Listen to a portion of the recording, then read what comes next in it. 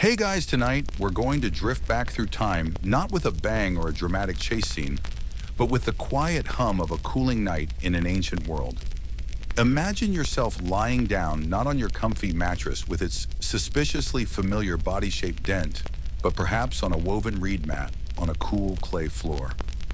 The air is thick, maybe carrying the distant scent of wood smoke or the faint earthy perfume of drying maize stalks. Outside, the vast unfamiliar sky is beginning to stitch itself with stars pricking through the velvet darkness, above pyramids that aren't just stone and mortar, but living, breathing entities humming with forgotten power. We're sinking into the world of the Aztecs, specifically the quiet, almost invisible moments that happened after the demanding heat of the day had faded, moments that involved priests, the hungry earth, and something as deceptively simple as a corn doll. You probably won't survive this historical deep dive, intact sleep-wise anyway. It's going to be that level of relaxing detail. So before you get comfortable, take a moment to like the video and subscribe, but only if you genuinely enjoy what I do here. And seriously, drop a comment with where you are and what time it is. I love picturing us all spread out across the globe getting sleepy together. Now dim the lights, maybe turn on a fan for that soft background hum, and let's ease into tonight's journey together. Okay, feel that imaginary reed mat beneath you. Feel the coolness of the clay floor seeping up. It's a different kind of night than the one you're probably experiencing right now. There are no humming refrigerators, no distant sirens wailing their urgent song, no glowing screens casting their pale, wakeful light. In this Aztec night, particularly far from the bustling heart of Tenochtitlan, maybe out in a quiet village nestled among the Chinampas, or perched on a hillside overlooking fertile fields, the silence has weight. It presses in. It's not an empty silence. Oh no. If you listen closely, really listen, you can hear the soft rustling of dry leaves, stirred by a ghost of a breeze, the chirruping of crickets, perhaps a species long extinct, now their nocturnal symphony lost to time. And maybe, just maybe, the distant unsettling cry of an owl, a creature often associated with the underworld in the mysterious hours after sunset. The air itself feels ancient, carrying the scent of damp earth drying adobe bricks, and that omnipresent foundational smell of maize. You've worked hard today. Your back aches from stooping in the fields maybe, or your hands are rough from grinding maize on a stone matat, the rhythm of it echoing in your bones even now as you try to settle down. Life here isn't easy. The sun is a demanding master during the day, beating down with relentless intensity, urging you to work, to plant, to harvest, to build. But now as the stars begin to paint the sky, there's a different kind of energy, a quieter one that feels both deeply peaceful and subtly watchful. This is the time when the world turns inward, when the demands of the physical cease their clamor and the murmurs of the spiritual begin to surface. For the Aztec people, every aspect of life, from the planting of a seed to the setting of the sun, was infused with the sacred, and the night was no exception. Far from just being a time for rest, though sleep was certainly valued, perhaps even more so when you had to survive without the aid of quadruple-shot espressos, the night held its own significance. It was a time when the boundaries between worlds felt thinner, when the earth seemed to breathe more slowly, and when the powerful, complex, and often demanding deities who governed the cosmos were perhaps more accessible, or at least perceived differently. Imagine the feeling of the cool air on your skin, a stark contrast to the sun-baked heat of a few hours ago. You pull a simple woven blanket, perhaps made of maguey fiber, up over you. It's coarse, not like that impossibly soft fleece throw you have on your couch that seems designed by sleepy angels. This is practical, durable design for survival, not maximum snuggledom. As you lie there, the sounds of the village gradually fade. The chatter dies down, the sounds of late-night cooking fires are just embers now, and the rhythmic thud-thud-thud of the metate is finally blessedly silent. But even in this quiet, your mind doesn't simply switch off like a modern smartphone. Remember those relics. You might be thinking about the harvest, about whether the rains will come when they are needed, about the health of your family. These are the anxieties of any agricultural society, amplified here by a worldview where the capricious will of the gods dictated everything from a bountiful yield to a devastating famine. And this brings us to the heart of the matter, something that might have been stirring in the quiet corners of an Aztec mind something related to the earth, its bounty, and the endless, often terrifying needs of the divine. The Aztec world, for all its complexity and sophistication, operated on a fundamental principle of reciprocity. The gods gave life, gave the sun, gave the rain, gave the earth's incredible fertility. In return, humans were obligated to give back. This wasn't just a polite exchange of pleasantries. It was a cosmic necessity. The gods you see needed sustenance.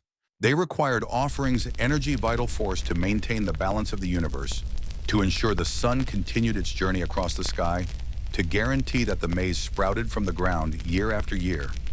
Without this vital flow of energy from the human world to the divine, things could go horribly wrong. The sun might not rise, the rains might fail, the earth itself might lose its ability to nurture life. Now, when we think about Aztec offerings, many people immediately picture the more dramatic examples, those featured in countless historical dramas and documentaries. And yes, those were a part of it. But that was only one facet, often involving the most potent form of energy, life itself. However, the vast majority of offerings, the daily, weekly, seasonal acts of giving back, were much quieter, much less dramatic. They were woven into the fabric of everyday life, simple gestures of respect, gratitude, and appeasement. And some of the most important of these involved the very thing that sustained them, maize. Imagine yourself curled up on that mat, the darkness complete now, save for the starlight. You're acutely aware of the earth beneath you, the very soil that gives life. You're aware of the cycles, the planting, the growing, the harvesting, the returning. And you know deep in your bones that this cycle isn't automatic. It's a gift, a delicate balance maintained by powerful forces. Forces that need to be acknowledged, forces that need to be fed. This is where our story tonight truly begins to take shape.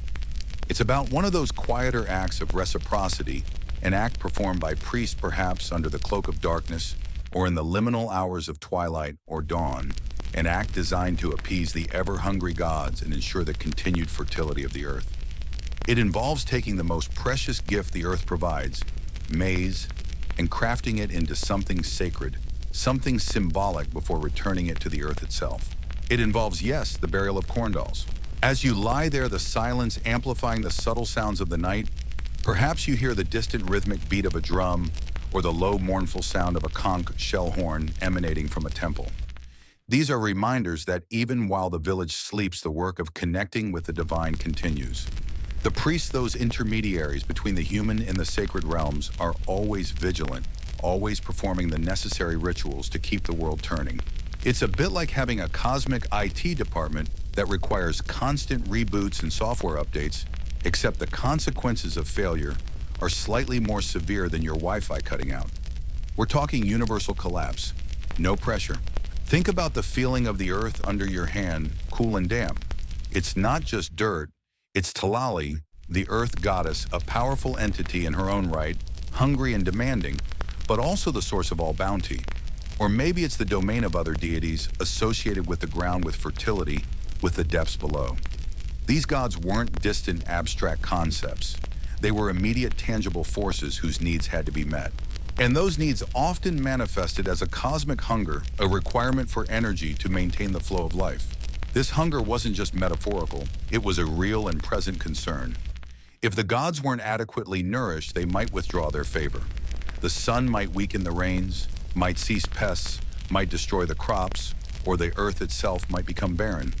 The survival of the entire community hinged on keeping the gods satisfied, keeping that cosmic balance tipped in humanity's favor. And satisfying divine hunger wasn't just about grand sacrifices on the tops of pyramids. It was also about these smaller, more intimate, more profoundly agricultural acts. As the night deepens and the darkness feels absolute, you might reflect on the rhythm of your life, dictated by the rising and setting sun, by the seasons, by the needs of the maize. And you might think about the people whose job it is to understand these deeper rhythms, to communicate with the forces that control them. The priests. They are the ones who know the intricate rituals, the specific chants, the precise timing required to ensure the cosmic engine keeps running smoothly. They are the ones who perform the acts that connect your humble plot of land, your village, your very existence to the vast, complex, and sometimes terrifying realm of the gods. You might not fully understand the intricacies of their rituals, the complex theological underpinnings of why a god needs to be fed, or why offering a corn doll buried in the ground is the right way to do it. But you understand the outcome. You understand that when the rituals are performed correctly, the rains come, the maize grows tall, the harvest is good, and your family has food. When they are neglected or the gods are angered, the consequences are dire. It's a simple equation based on profound belief: give to the gods, and they will give back. Fail to give, and, well, let's just say the consequences are less than ideal. It's like forgetting to water your plants, but instead of just a droopy fern, the entire agricultural system collapses. Slightly different stakes. Historians still argue whether the primary driver for these offerings was genuine devotion, pragmatic necessity, or a deep-seated fear of divine reprisal. Was it born out of love for the earth and its givers, or out of a very rational anxiety about survival in a world where nature's power was absolute and unpredictable? It's likely a complex mix of all three, isn't it? Just like you might water your houseplant because you love its leafy presence, and because you don't want to kill it and feel guilty every time you look at its crispy remains. As the night air cools further, you might pull your simple blanket tighter. The sounds outside are minimal now. The city of your near one is a hushed presence in the distance, its pyramid temples silent and imposing against the starlit sky. The villages are mostly asleep, but somewhere perhaps in a quiet compound attached to a temple, or even out in a field under the vast expanse of the night sky, a priest might be preparing for a ritual, gathering materials perhaps, or simply meditating, focusing their energy, preparing to perform an act that links the tangible world of growing maize with the invisible world of hungry deities. We're about to delve into what that act entailed, the materials involved, the significance of the simple corn doll, and why bearing it was a vital exchange in the eyes of the Aztecs. But for now, just feel the quiet, feel the earth beneath you, and let the demanding, vibrant world of the Aztec day fade, giving way to the subtle, sacred, and potentially vital acts that unfolded under the cover of their equally vibrant night. It's in these quiet moments, these often overlooked details, that we can sometimes find the deepest insights into a long-gone world and the beliefs that shaped it. So you're lying there, right? Feeling that quiet, ancient night settle in, aware of the earth and the sky, and the demanding, complex needs of the divine powers that held it all together. While you're hopefully starting to drift off somewhere nearby, or maybe quite a distance away, the person whose job it is to deal with those needs, the priest, is definitely not sleeping. At least not yet. Their night, or perhaps the deep quiet hours just before dawn breaks, might be the busiest time. This is when the veil feels thinnest, when the mundane world has quieted, allowing the subtle frequencies of the sacred to become more apparent. Imagine stepping, not physically of course, but with your mind's eye into that priest's space. It's likely attached to a temple structure, perhaps a smaller, more private chamber, smelling faintly of copal incense, that distinct, sweet, resinous smoke, and the dry, earthy scent of stored ritual items. It's probably cool, maybe lit only by the flicker of a small flame, or the pale light filtering in from the courtyard outside. This isn't a lavish, brightly lit modern office. It's a functional sacred workspace designed for focused contemplation and connection. The priest has been preparing. Preparation for these kinds of rituals wasn't just about gathering materials. It was a spiritual undertaking. It involved periods of fasting, abstention from certain activities, perhaps even bloodletting. Small symbolic acts of self-sacrifice to purify themselves and demonstrate their devotion, and yes, probably make them feel extra focused due to low blood sugar. Think of it as extreme method acting, but for appeasing cosmic entities instead of winning an award. They had to be in the right state of mind, attuned to the subtle energies they were working with, focused entirely on the task at hand and the powerful beings they were seeking to influence. Their primary focus for this particular ritual, the one involving the burial of a corn doll, is predictably maize. Not just any maize, though. This isn't about grabbing the first ear you find in the storage hut. Oh no. This requires careful selection, a deep understanding of the plant, its cycles, and its sacred significance. The priest would likely be seeking ears from the most recent harvest, perhaps, or specifically from plants that showed exceptional vitality and health. They might look for ears that were particularly perfect, symmetrical, plump, with kernels representing the ideal of fertility and abundance. Or conversely, they might choose ears that symbolize something else, the culmination of growth, the essence of the plant's life force concentrated into its fruit. This selection process is almost meditative. Running fingers over the husks, feeling the weight perhaps, whispering thanks or invocations to Sentiatl, the god of maize, or Chicomecoatl, the goddess of sustenance and corn. Yes, multiple corn deities, because when something is that essential to your survival, you cover all your bases. Smart, really. They're looking for ears that feel right, that seem to possess a special energy or essence. It's like choosing the perfect ingredient for a very important, cosmically significant recipe. You don't just toss in anything. You pick the one that feels like it has the most soul vitality. Call it what you will in this context, it's a tangible connection to the sacred power of the plant. This carefully chosen maize isn't destined for the cooking pot.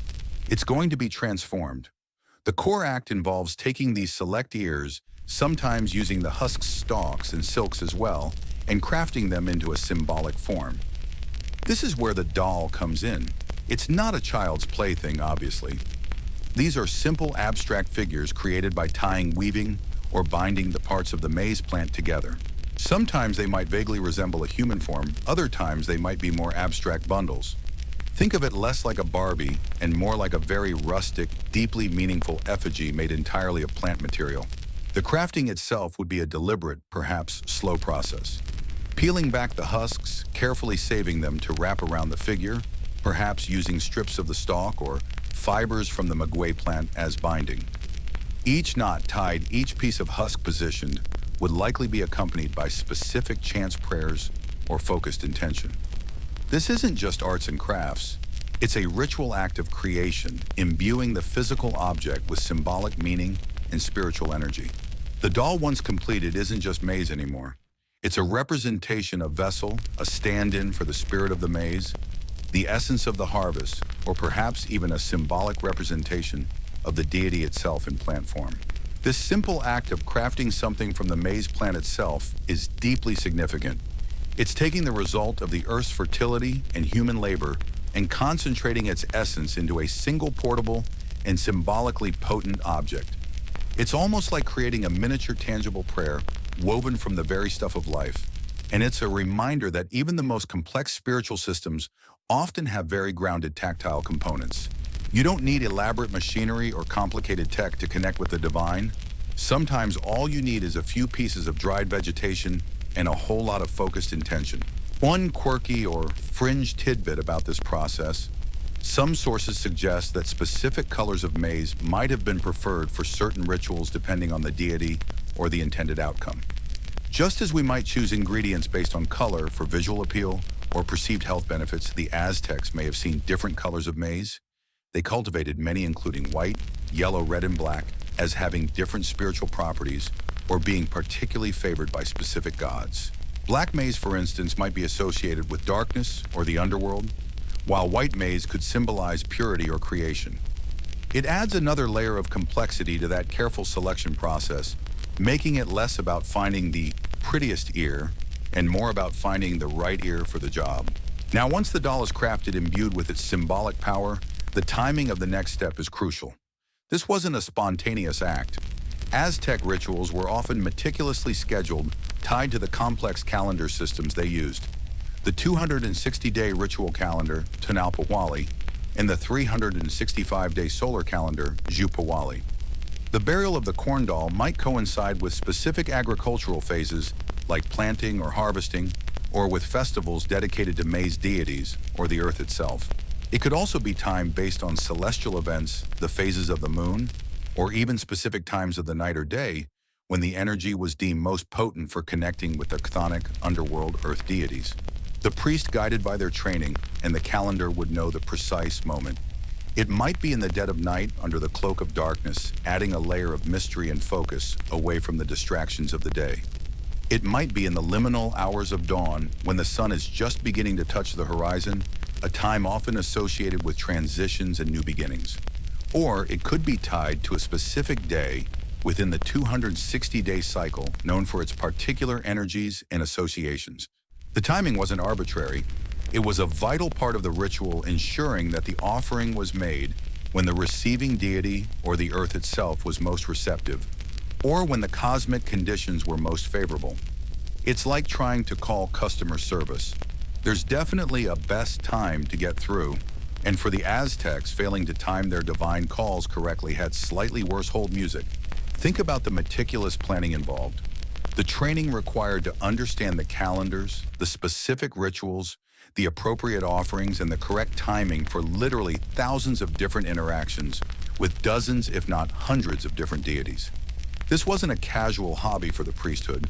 It was a lifelong dedication, a demanding role that placed them at the center of both spiritual and often practical community life. They were the guardians of knowledge, the interpreters of signs, and the crucial link between the human world and the vast, powerful, and potentially terrifying realm of the gods. A mainstream historical fact here is the highly stratified and specialized nature of the Aztec priesthood. Priests underwent rigorous training, often starting from a young age in specialized schools called kalmakashmasun. They studied theology, astronomy, calendar systems, history, writing pictorial, hieroglyphic, and ritual practices. Their roles varied greatly from high-ranking officiants in major temples who performed complex public ceremonies to lower-ranking priests who oversaw more localized, perhaps agriculturally focused rituals like the one we're discussing. One open scholarly debate surrounding these kinds of chthonic, earth-related rituals is the exact theological meaning behind bearing the corn doll. Historians still argue whether the act was primarily seen as a form of sacrifice, giving back the vital essence of the maize to the earth underworld deities who provided it. Whether it was a form of planting the essence back into the earth to ensure future fertility like sowing a sacred seed, or if it was intended to feed the hungry gods, literally or symbolically providing them with the energy locked within the maize. Perhaps it was a combination of these interpretations, or maybe the meaning shifted depending on the specific deity being invoked, the timing of the ritual, or the community performing it. It's a complex question of belief and symbolism that wasn't always explicitly written down in a way modern scholars can definitively decode, leaving room for fascinating, if slightly sleepy, academic disagreement. So you have the priest prepared and focused, the carefully selected maize, transformed into a potent symbolic doll, and the precise timing identified. The next step is the burial itself, returning this concentrated essence of life back to the earth from whence it came. This isn't just digging a hole and dropping it in. That too would be a ritualized act performed with intention and reverence, likely accompanied by further chants, prayers, and perhaps other small offerings. Imagine the priest moving quietly through the darkness, maybe out to a specific field, or near a significant stone, or within a designated sacred plot of earth near the temple or village. The cool night air on their skin, the sounds of the night, the rustling leaves, the distant owl, maybe the murmur of a hidden stream, creating a natural, ancient soundscape for the ritual. They carry the corn doll, this simple yet incredibly significant object, its dry husks perhaps rustling softly. As you lie there imagining this scene, you might feel a connection to that ancient rhythm, that reliance on the earth, that profound understanding of the cycles of life and death, giving and receiving. It's a reminder that even in a world without our modern comforts and conveniences, human beings have always sought ways to understand their place in the cosmos, to connect with the forces they believe govern their existence, and to ensure their survival through acts of respect, appeasement, and reciprocity. And sometimes that cosmic connection is found in the simplest of materials, transformed by belief and ritual into something truly sacred. This focused act by the priest, performed perhaps while most of the world sleeps, is a vital piece of the puzzle. It's the bridge between the potential of the earth and the actual bounty of the harvest. It's the quiet, necessary work done to nudge the cosmic scales just a little bit, to remind the hungry gods and the fertile earth that humanity remembers its obligations, that it is grateful for the gifts received, and that it humbly requests the continuation of that life-giving flow. And the little corn doll, crafted with care and imbued with meaning, is the messenger, the offering, the vital link in that chain. So the priest, having carefully crafted this small, potent effigy from the very stuff of the harvest, is now ready for the next crucial step. This isn't a ritual performed just anywhere. The location for bearing the corn doll is as significant as the doll itself, and the timing we touched on earlier. It has to be a place with a direct, undeniable connection to the earth, the source of life, the realm of the deities being addressed. Think about it from their perspective. You're offering something vital, something imbued with the spirit of the plant and the fertility it represents back to the powers that made it possible. Where do those powers reside? Not necessarily up in the sky, though some gods certainly live there. For things like fertility growth, the bounty of the harvest, the crucial powers are firmly rooted in the earth or just beneath its surface, in the deep, mysterious realm of the underworld. So the priest might head out to the cultivated fields themselves, perhaps a specific revered patch of land known for its fertility, or maybe the very field where the maize used for the doll was grown. Bearing the doll here is like returning a concentrated dose of life force directly to the soil that will be expected to yield future harvests. It's a direct investment, a deposit back into the cosmic bank account of agricultural abundance. It's saying, here, Earth, you gave us this. We're giving some of its concentrated essence back. Please keep the good stuff coming. Kind of like leaving a really enthusiastic tip at your favorite restaurant, hoping they remember you next time and give you the best table. Another significant location might be near a spring, a cave entrance, or a cenote, a natural sinkhole. In Aztec cosmology, these places were often seen as portals, liminal spaces, connecting the surface world with the underworld. Water sources, especially those emerging from deep within the earth, held immense spiritual significance tied to rain fertility and the flow between realms. Burying the doll near such a place amplifies the offering's message, ensuring it reaches not just the earth itself, but the deeper, more potent powers that reside beneath. Imagine burying it right by the edge of a shimmering cenote. You're not just putting it in the ground. You're placing it right at the threshold of the deep, dark, watery realm ruled by some very important and potentially very hungry deities. Sometimes the burial might take place within a sacred enclosure near the temple, a patch of earth specifically consecrated for offerings of this nature. These weren't just random dirt patches. They were ritual spaces, possibly containing altars, carved stones, or the accumulated offerings of generations vibrating with residual sacred energy. Burying the doll here integrates it into a long history of similar acts connecting the present ritual to the continuity of spiritual practice and the enduring relationship between the community and its gods. It's like burying a time capsule, but instead of storing old gadgets, you're burying prayers and hopes for future sustenance. The specific location would likely depend on which deity was being addressed, the purpose of the ritual, planting, harvest, drought, etc., and local traditions. But the common thread is the connection to the earth, the literal ground beneath their feet, the source of all plant life and the destination for everything that dies. And this brings us to the divine recipients of this offering, the chthonic deities. The word chthonic basically means relating to or inhabiting the underworld. These are the gods and spirits of the earth, of darkness, of death, but crucially also of fertility and regeneration. In many ancient belief systems, death isn't just an ending.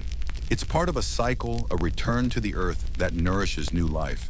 For the Aztecs, these chthonic deities were incredibly powerful and numerous.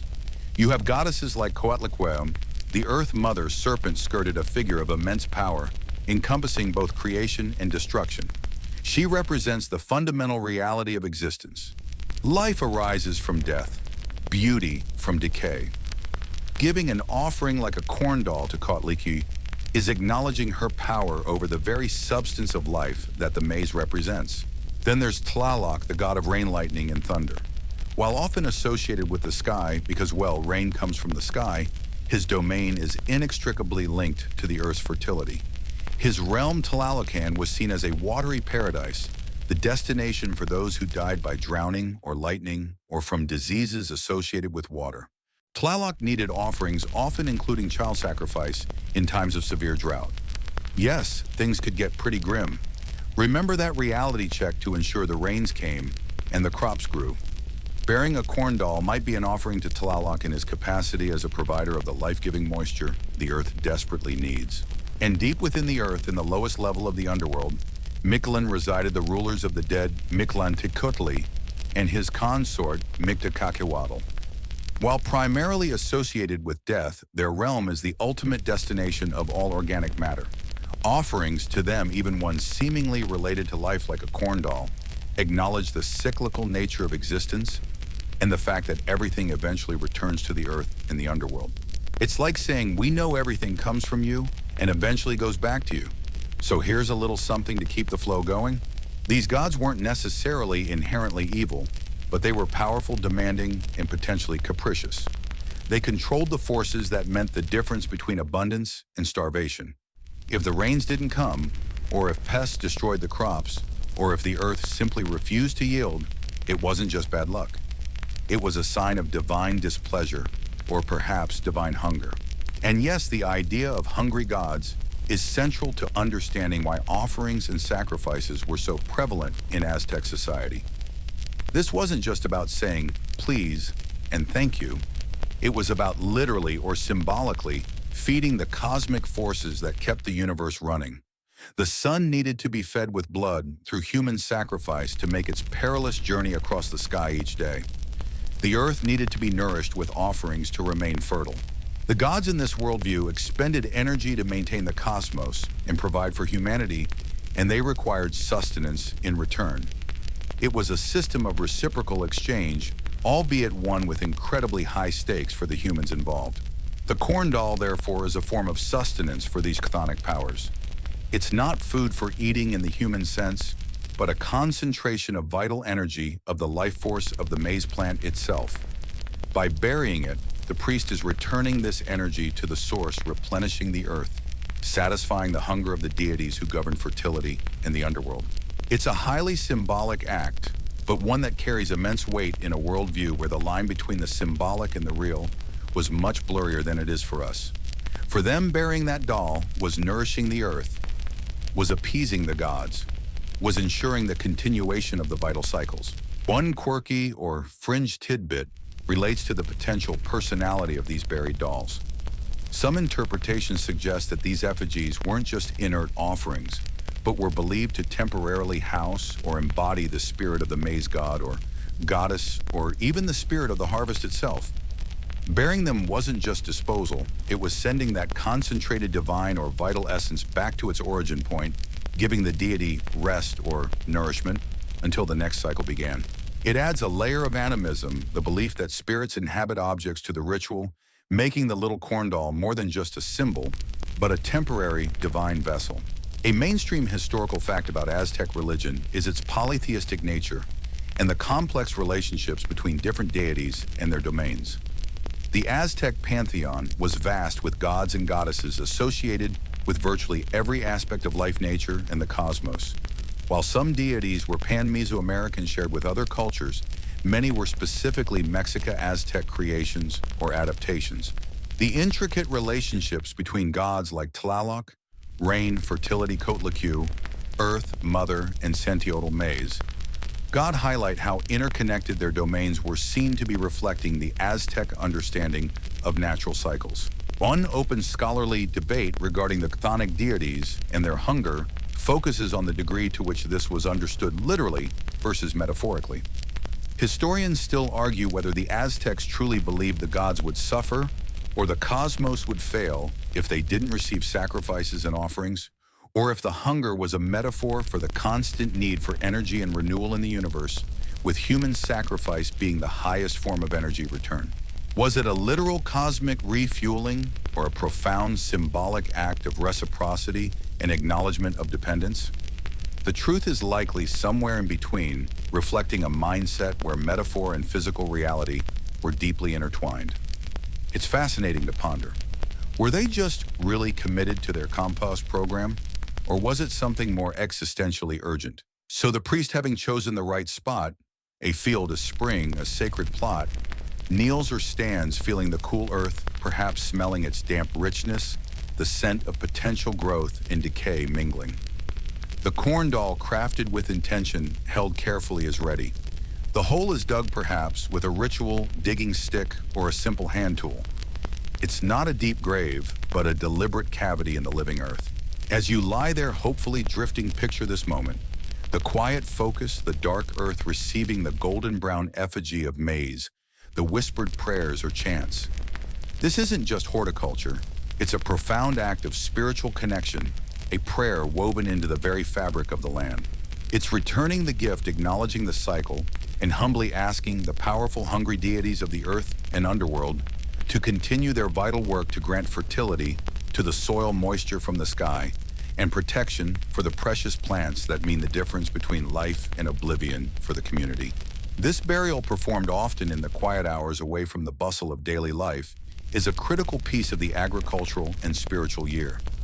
It's the human part of the divine natural contract, ensuring that the earth remains generous, the rain falls, and the cycles of growth and death continue in harmony.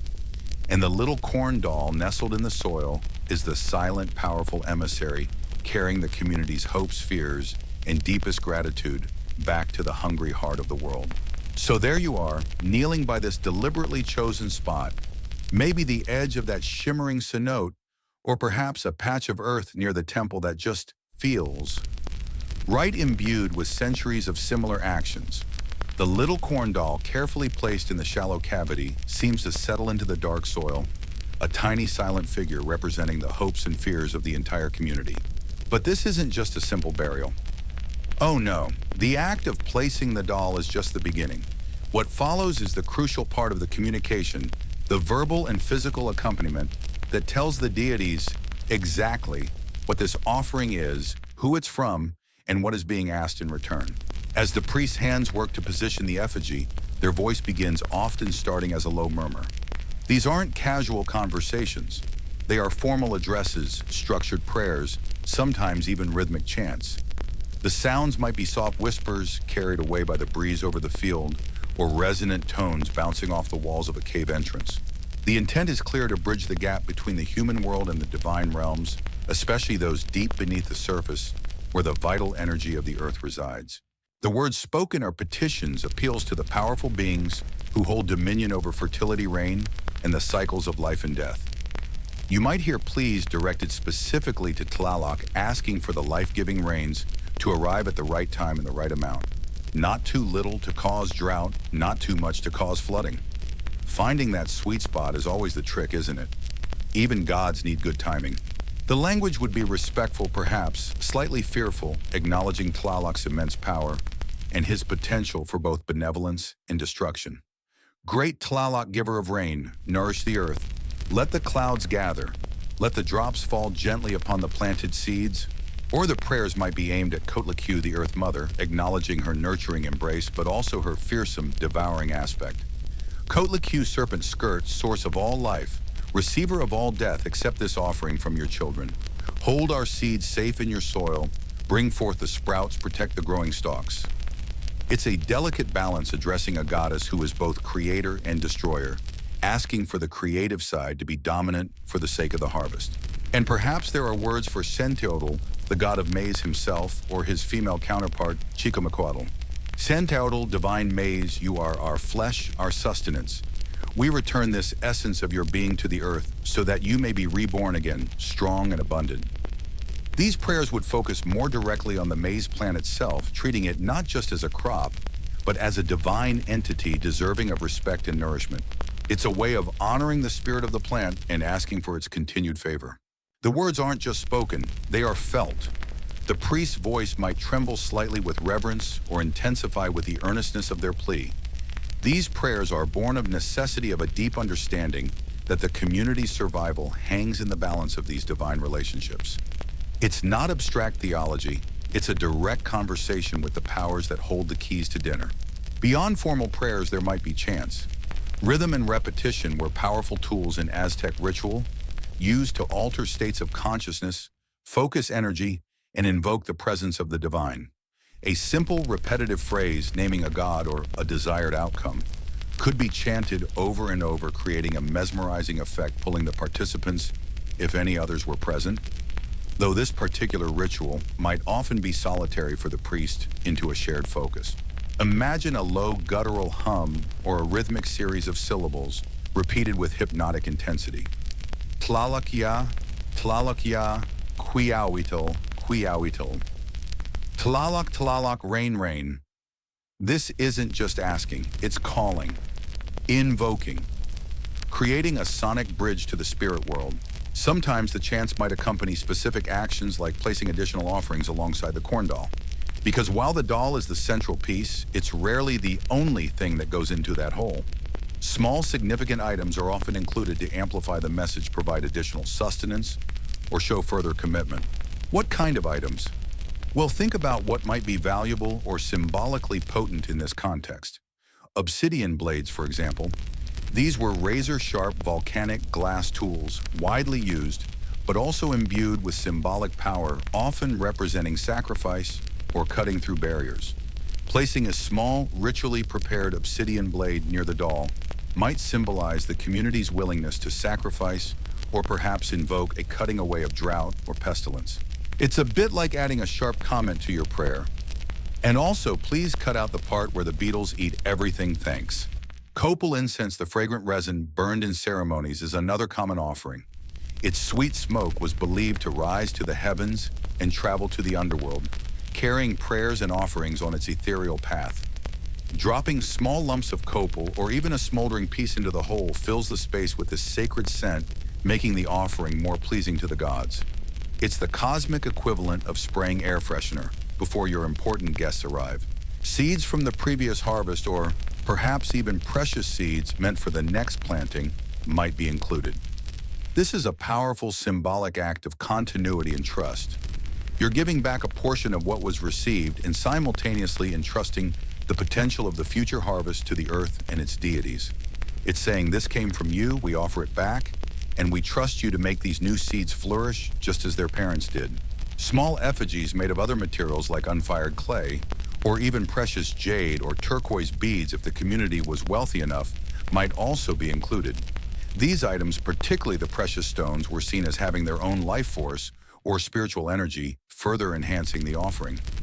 Jade in particular was associated with water and fertility, making it a highly appropriate inclusion for a ritual aimed at agricultural abundance. It's like adding a tiny valuable gift to your main present, just to show you're really serious. And then there's the aspect of blood. While the large-scale human sacrifices often associated with the Aztecs were performed in grand temple settings, smaller acts of auto-sacrifice, shedding one's own blood, were common in more personal or localized rituals. A priest might prick their earlobe, tongue, or calf with a magoy spine or obsidian blade, letting a few drops of their own blood fall into the hole with the corn doll. Blood was considered the most precious offering, containing concentrated life force. Adding even a small amount elevates the offering, significantly imbuing it with personal sacrifice and vital energy. This isn't gory spectacle here, but a quiet personal act of profound religious devotion and self-abasement before the powerful deities.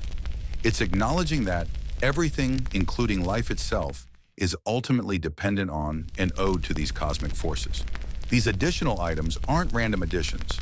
They are carefully chosen, each with its own symbolic weight and intended message. Together with the corn doll and the spoken words, they form a multi-sensory offering designed to maximally impress and appease the target deities. The doll is the core request: ensure the maze thrives. The words clarify the request and express reverence. The additional items are tokens of value, commitment, and reinforcement of the message. Think of it like building a relationship. You wouldn't just show up empty-handed and mumble "gimme food" to someone powerful who controlled your fate. You bring a gift, the doll, you speak respectfully and clearly the prayers, and you perhaps bring some smaller tokens of sincerity or value, the other items. And maybe a small personal sacrifice to show you're truly invested. The inclusion of specific objects like obsidian blades or jade beads highlights a mainstream historical fact about Aztec religious practice: the importance of material culture in ritual. Objects weren't just props. They were active participants in the ceremony, imbued with meaning and power.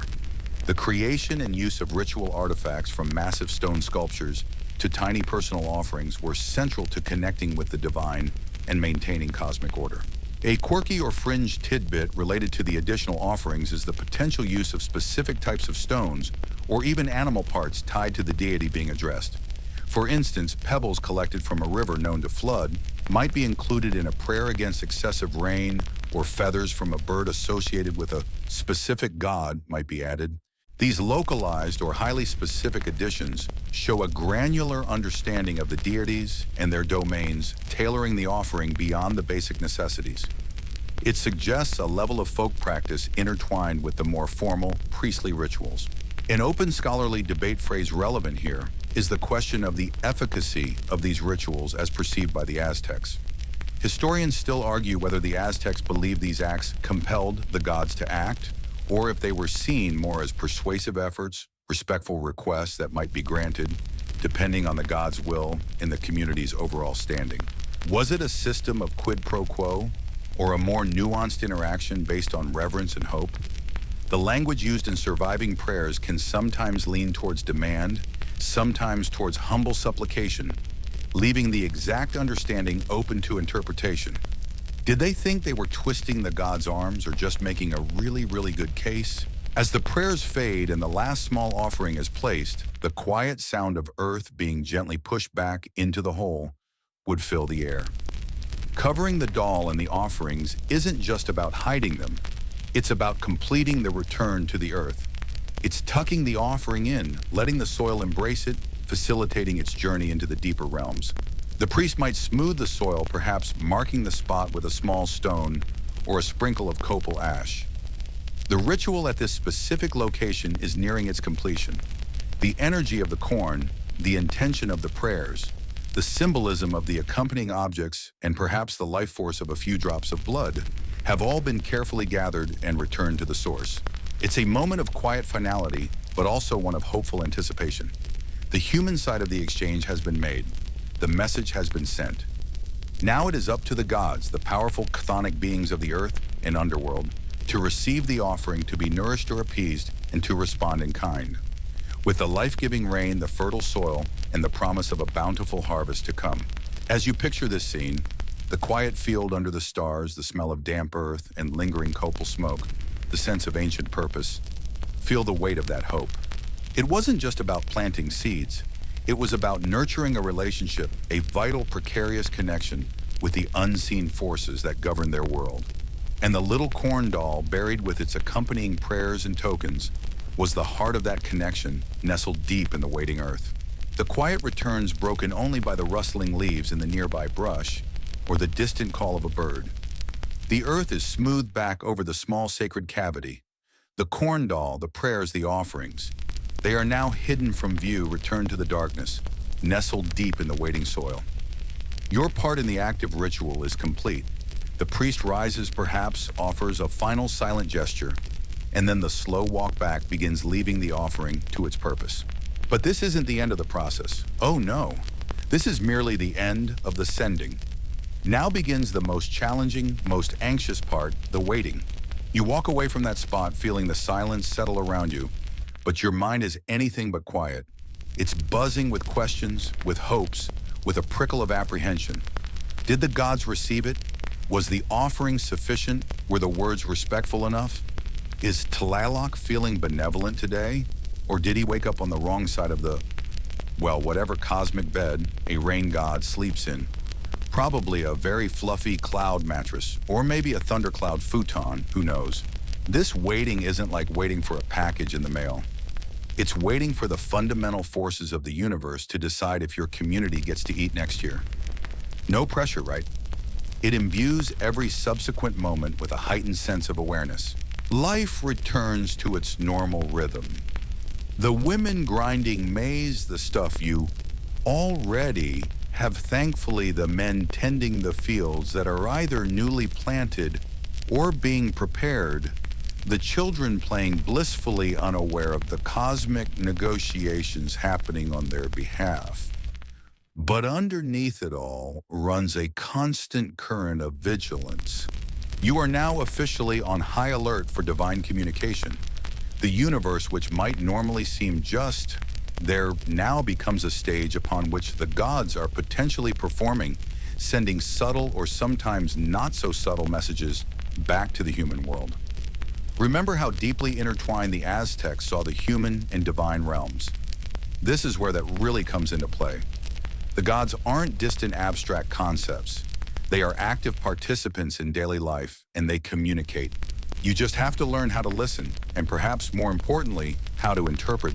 This involves a constant, almost subconscious scanning of the world around you for signs. These signs aren't always grand pronouncements written in the sky. Those celestial events were definitely noticed. Often they are found in the ordinary fabric of existence, but viewed through a lens of sacred meaning. The most immediate place to look for a response to a prayer for rain and fertility, of course, is the weather. Every cloud formation takes on significance. Is that a large dark cloud gathering on the horizon, promising life-giving moisture? Or is it thin and wispy, drifting away, suggesting indifference? Is the wind picking up? Gentle breezes are fine, maybe even helpful for scattering pollen, but strong gusts can damage young plants. A potential sign of displeasure perhaps from Ehecatl, the wind god who often worked alongside Tlaloc, but could also be fickle. And the rain itself, when it finally comes, or if it comes, is scrutinized. Is it a soft, steady shower that soaks deep into the earth?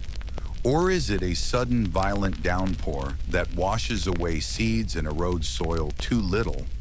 And it's a sign the offering wasn't enough or wasn't accepted. Too much, and it's a warning, perhaps even a punishment, hinting that the gods are powerful and dangerous, even when giving what was asked. It's like ordering a slightly tricky coffee at a new place. You asked for it, sure, but did they make it right? And is the barista secretly mad at you? Beyond the weather, the natural world is a constant source of potential messages. Animals in particular were often seen as intermediaries or messengers from the divine realms. The flight pattern of birds, the call of an owl at night, the sudden appearance of a snake or a coyote near the fields. All of these could be interpreted as omens. Was that bird landing near the burial spot a good sign suggesting the offering was seen? Or was it an ill-omened creature flapping away aggressively, indicating rejection? If a specific animal associated with Tlaloc like a frog or a serpent appeared, it would likely be seen as a direct communication, hopefully a positive one. Though even a frog could just be, a frog looking for a snack. Interpretation was key and probably stressful. The health and behavior of the plants themselves, even before the main harvest, would be watched obsessively. Early signs of wilting pest infestation or unusually slow growth would send shivers of anxiety through the community. Was this a natural challenge or a divine signal that the offering hadn't appeased the hungry gods, and now the hunger was manifesting as blight? Conversely, vigorous sprouts emerging quickly and looking strong would be met with sighs of relief and seen as confirmation that the offering was well received and the fertility gods were smiling. Even the less common events held profound meaning. A tremor in the earth, however slight, could be interpreted as a stirring of Kotlish, the Earth Mother. Was it a benevolent, stretching a sign of awakening fertility, or an ominous rumbling of discontent? A comet streaking across the night sky was rarely just a celestial phenomenon. It was often seen as a portent, usually of upheaval or change. Eclipses were particularly terrifying, seen as disruptions to the cosmic order, requiring intense rituals and sacrifices to restore balance. Interpreting these signs wasn't always straightforward or democratic. This is where the expertise of the priests and specialized diviners came into play. They had the knowledge of traditional lore, the complex calendrical systems, and the specific associations between deities, animals, celestial bodies, and natural events.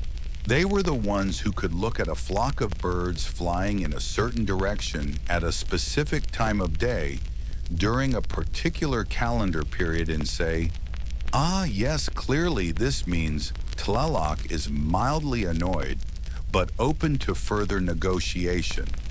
Instead of you just thinking, lots of birds today. Mainstream historical fact here, Aztec society placed immense importance on divination and augury. One of their primary divinatory tools was the Tonalpohualli, a 260-day sacred calendar. This wasn't used for tracking years, but for divination, assigning each day a unique combination of a number 1 to 13 and a day sign 20 different signs like crocodile wind, house, reed, jaguar, etc. Every day had a specific augural significance indicating whether it was favorable or unfavorable for certain activities, ceremonies, or even interpreting omens observed that day. A priest or diviner would consult the Tonalpohualli to help interpret a sign. Was that owl calling on a 1-death day very bad, or a 7-flower day generally good? The context of the calendar day added another layer of meaning to the observed phenomenon, creating a complex web of interpretation. It wasn't just what happened, but when it happened according to the sacred count. A quirky or fringe tidbit is the level of detail some interpretations could reach. There are accounts suggesting that even the sound of a specific animal call could be analyzed. Was the owl's hoot sharp and clear or muffled and hesitant? Did the coyote howl facing north or south? These fine distinctions tied into calendrical data and the specific context of the observed phenomenon, like happening near a sacred site or after a particular ritual, allowed for incredibly nuanced, sometimes bewilderingly specific divine messages to be read from the environment. It's like the gods had their own complex emoji system and the priests had the only decoder ring. An open scholarly debate phrase relevant to this interpretation phase is the extent to which these readings were purely religious acts versus being influenced by political or social expediency. Historians still argue whether priests genuinely believed the signs were direct divine messages that had to be followed, or if the interpretations were sometimes subtly or not so subtly guided by the needs of the ruling elite, the current political climate, or the desire to maintain social control. If the harvest was looking poor anyway was a negative omen, simply an honest interpretation or a convenient way to explain the impending hardship, and perhaps justify demanding more sacrifices. The process of reading signs also reinforces the Aztec concept of duality and the constant need for balance. The gods weren't simply good or bad. They contained both aspects. Tlaloc brought life-giving rain, but also destructive floods. Coatlicue was both nurturing mother and devouring earth. Ometacutli and Omequihuatl, the dual creators, represented the fundamental two-ness of the cosmos. When reading signs, you weren't just looking for a thumbs up or thumbs down. You were trying to understand the current state of the cosmic balance and the god's disposition within that balance. A negative sign wasn't necessarily final doom, but a warning that balance was shifting unfavorably, and further action, more prayers, more offerings, perhaps auto-sacrifice or even human sacrifice might be needed to correct it.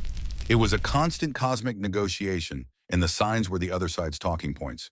So during this waiting period, you are not just passively hoping. You are actively observing, listening, consulting with others, especially the priests, about what the universe seems to be saying in response to that little corn doll buried underground. Is the frog by the water source a sign of Tlaloc's blessing? Does the sudden appearance of blight on a few stalks signal Coatlicue's displeasure, perhaps indicating the offering was insufficient for the bounty being requested? Every unusual event, every shift in the familiar pattern could be a piece of the divine conversation. This constant state of vigilance could be exhausting, couldn't it? Imagine living your life trying to grow food, raise a family, build your house, all while simultaneously trying to decipher the secret language of the clouds and the squirrels. It adds a layer of cosmic stress to already difficult agricultural work. It's like having a boss who only communicates through interpretive dance and expects you to immediately understand your performance review. The buried corn doll remains the silent core of this waiting game. It's the question that was asked, waiting for its answer to be revealed in the world. The prayers whispered over it are the specific requests echoing in the ears of the relevant deities. The offerings placed beside it are the tokens of sincerity and value, hopefully tipping the scales. Now the world itself becomes the medium through which the gods reply. And the community waits, watches, and works. The fields are still tended. The water canals monitored, the pests shooed away. Practical action goes hand in hand with spiritual vigilance. You don't just pray for a good harvest. You work for it, and you watch the signs to see if your work is blessed or if the divine forces require more propitiation. It's a holistic approach where the physical labor is intertwined with the spiritual landscape, where tending the earth is also tending the relationship with the earth gods. This period of anticipation could last for weeks or even months, right up until the point where the success or failure of the harvest became undeniable. The early signs would build upon each other, creating a narrative of divine response. A few positive omens here, a timely shower there, healthy plant growth appearing. These would be strung together by the interpreters into a hopeful message. Conversely, persistent drought, widespread blight, ill-omened animal sightings. These would paint a picture of divine displeasure or refusal, signaling potential hardship and the need for more desperate measures. Ultimately, the outcome of the harvest would be the final, undeniable sign. A bountiful yield meant the offering was accepted, the gods were appeased, and the cosmic balance was, at least for now, in a favorable state regarding fertility. A poor harvest, however, was a stark, devastating message. It meant the offering was insufficient, the prayers unheard, or the gods simply chose not to grant abundance. In such times, the community would not only face hunger, but would also be plunged into spiritual crisis, questioning what went wrong, what transgression had occurred, and what terrible price might still be demanded to restore balance and ensure future survival. The buried corn doll, in retrospect, would be seen either as the key that unlocked the season's bounty or a failed petition, a silent witness to divine indifference or wrath. And so you wait. You watch the clouds. You listen to the animals. You look at the plants struggling or thriving in the fields. Every gust of wind, every drop of rain, every bird's flight, every flicker of growth in the soil is potentially a word from the powerful beings who hold the destiny of your community in their hands. The little corn doll is underground silent, but its message is being echoed, amplified, or perhaps rejected by the world around you. The quiet vigil continues, stretching from days into weeks and then into the slow, ripening pull of the agricultural season. You've watched the clouds drift, felt the wind shift, listened to the calls of the animals, scrutinizing the world for those divine whispers we talked about. Every tiny change in the field, a new sprout pushing through the soil, the first appearance of a silk tassel on a corn stalk, the color of the leaves, is mentally checked against the signs you've been gathering. It's like waiting for exam results, except the exam was bearing a corn doll, and the results determine if you get to eat for the next year. Slightly higher stakes, I'd say. The initial anxiety of the waiting period begins to morph. If the early signs have been positive, gentle, timely rains, healthy-looking plants, perhaps auspicious animal sightings, the tension eases, slightly replaced by cautious optimism. There's a collective sense of hope building. The gods seem to be responding favorably. The little corn doll and its silent prayers nestled in the dark earth appear to have done their job. The community continues its work, but with a lighter step, the back-breaking labor of tending the fields, feeling less like a desperate gamble and more like a partnership with benevolent cosmic forces. But if the signs have been troubling, drought, sudden storms, blight ill-omened creatures, a different kind of tension settles in. The initial prickle of apprehension turns into a dull, constant ache of worry. Every dry day feels like a deliberate snub from Tlaloc. Every yellowing leaf seems to mock the offerings. The work continues because you must work, but it's infused with a growing sense of dread. Questions linger. Was the offering insufficient? Did someone in the community offend the gods? Is this a warning or a punishment? The little corn doll underground becomes a symbol less of hope and more of a failed attempt, a question that received a harsh, silent negative. And then inevitably comes the moment of truth, the harvest season. This is the culmination of everything.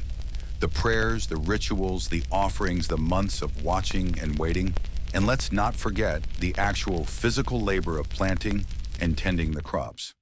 The outcome of the harvest is the loudest, clearest, most undeniable message the gods could possibly send in response to that buried offering. It's the final grade on the cosmic report card. Imagine standing on the edge of the field now, the air thick with anticipation. The stalks are tall or they are stunted. The ears of corn are heavy and full or they are few and small. The beans are abundant on the vine or they are sparse. The squash are swelling on the ground or they are withered. There's no more room for interpretation of subtle signs.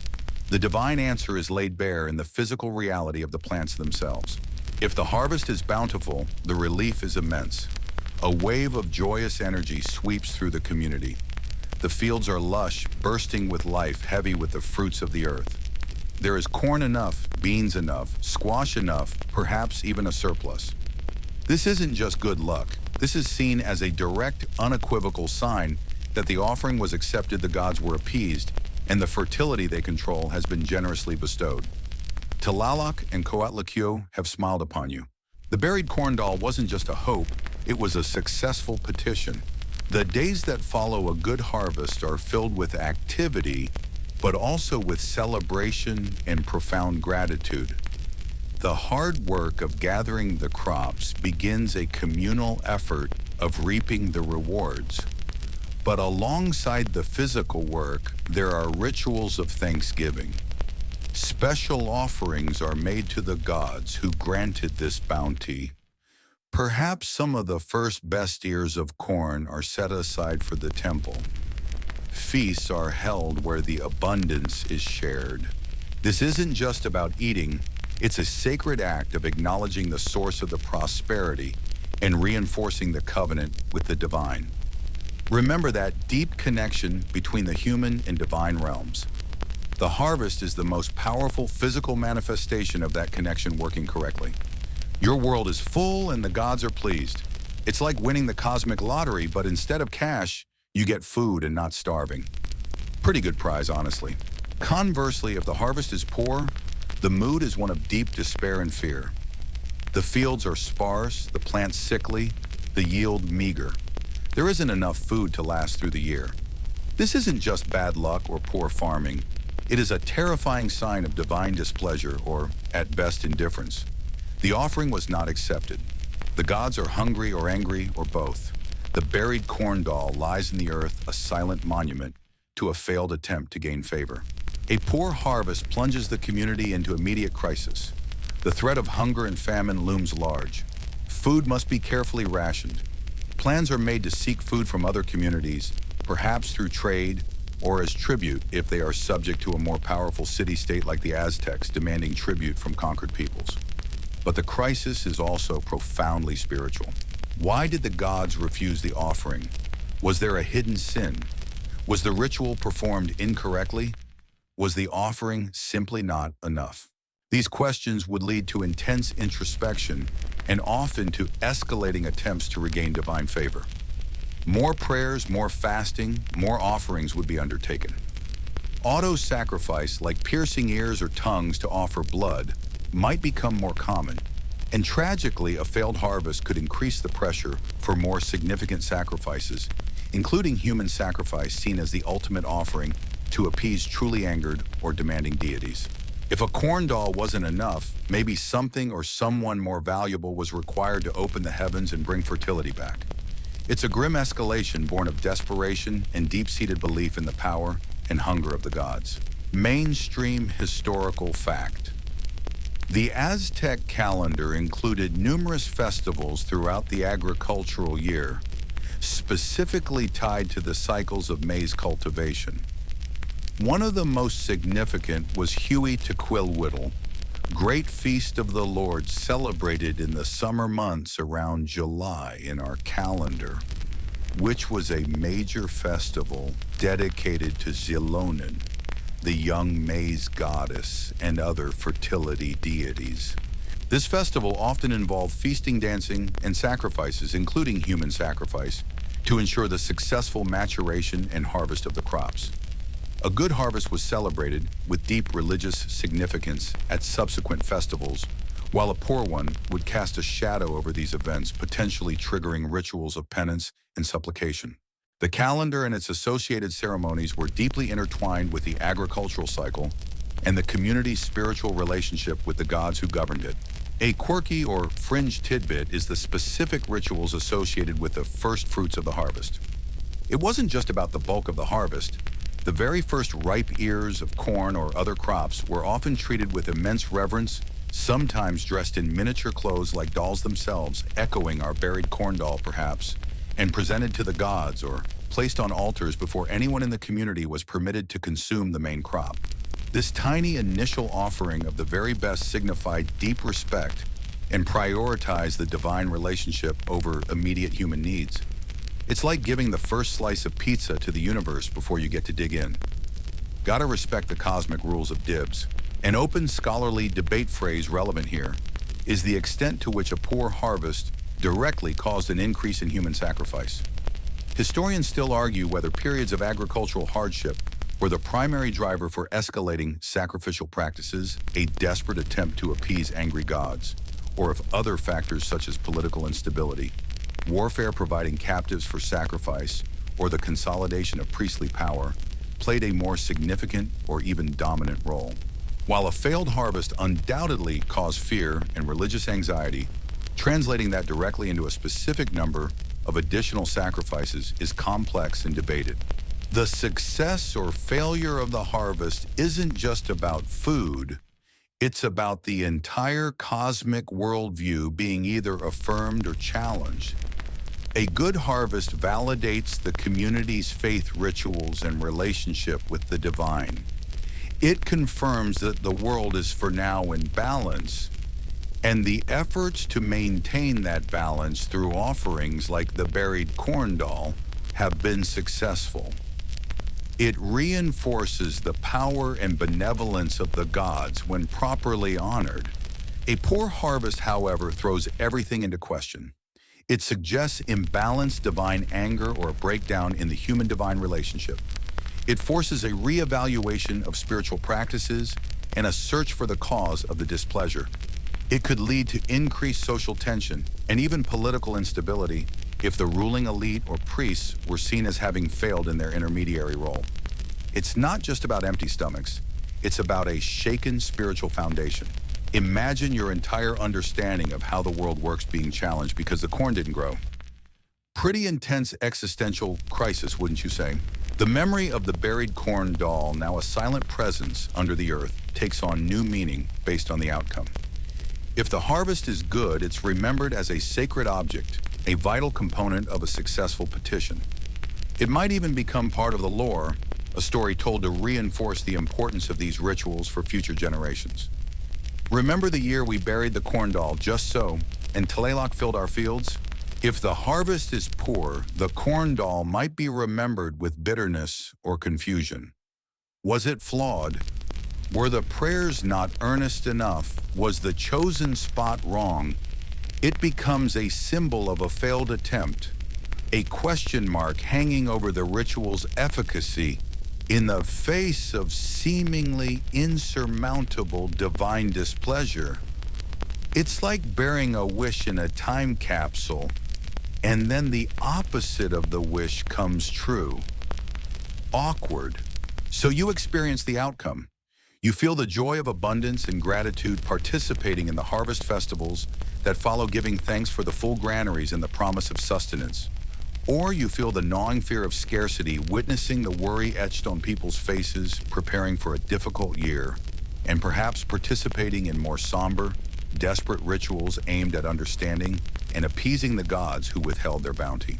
The harvest, this tangible reality of yield or lack thereof, is the god's final physical word.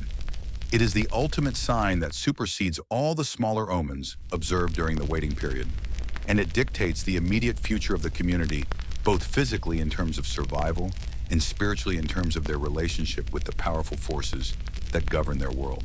That little corn doll, buried with such hope, has received its answer written not in the stars, but in the stalks and ears of corn that rise or fail to rise from the very earth it was placed within.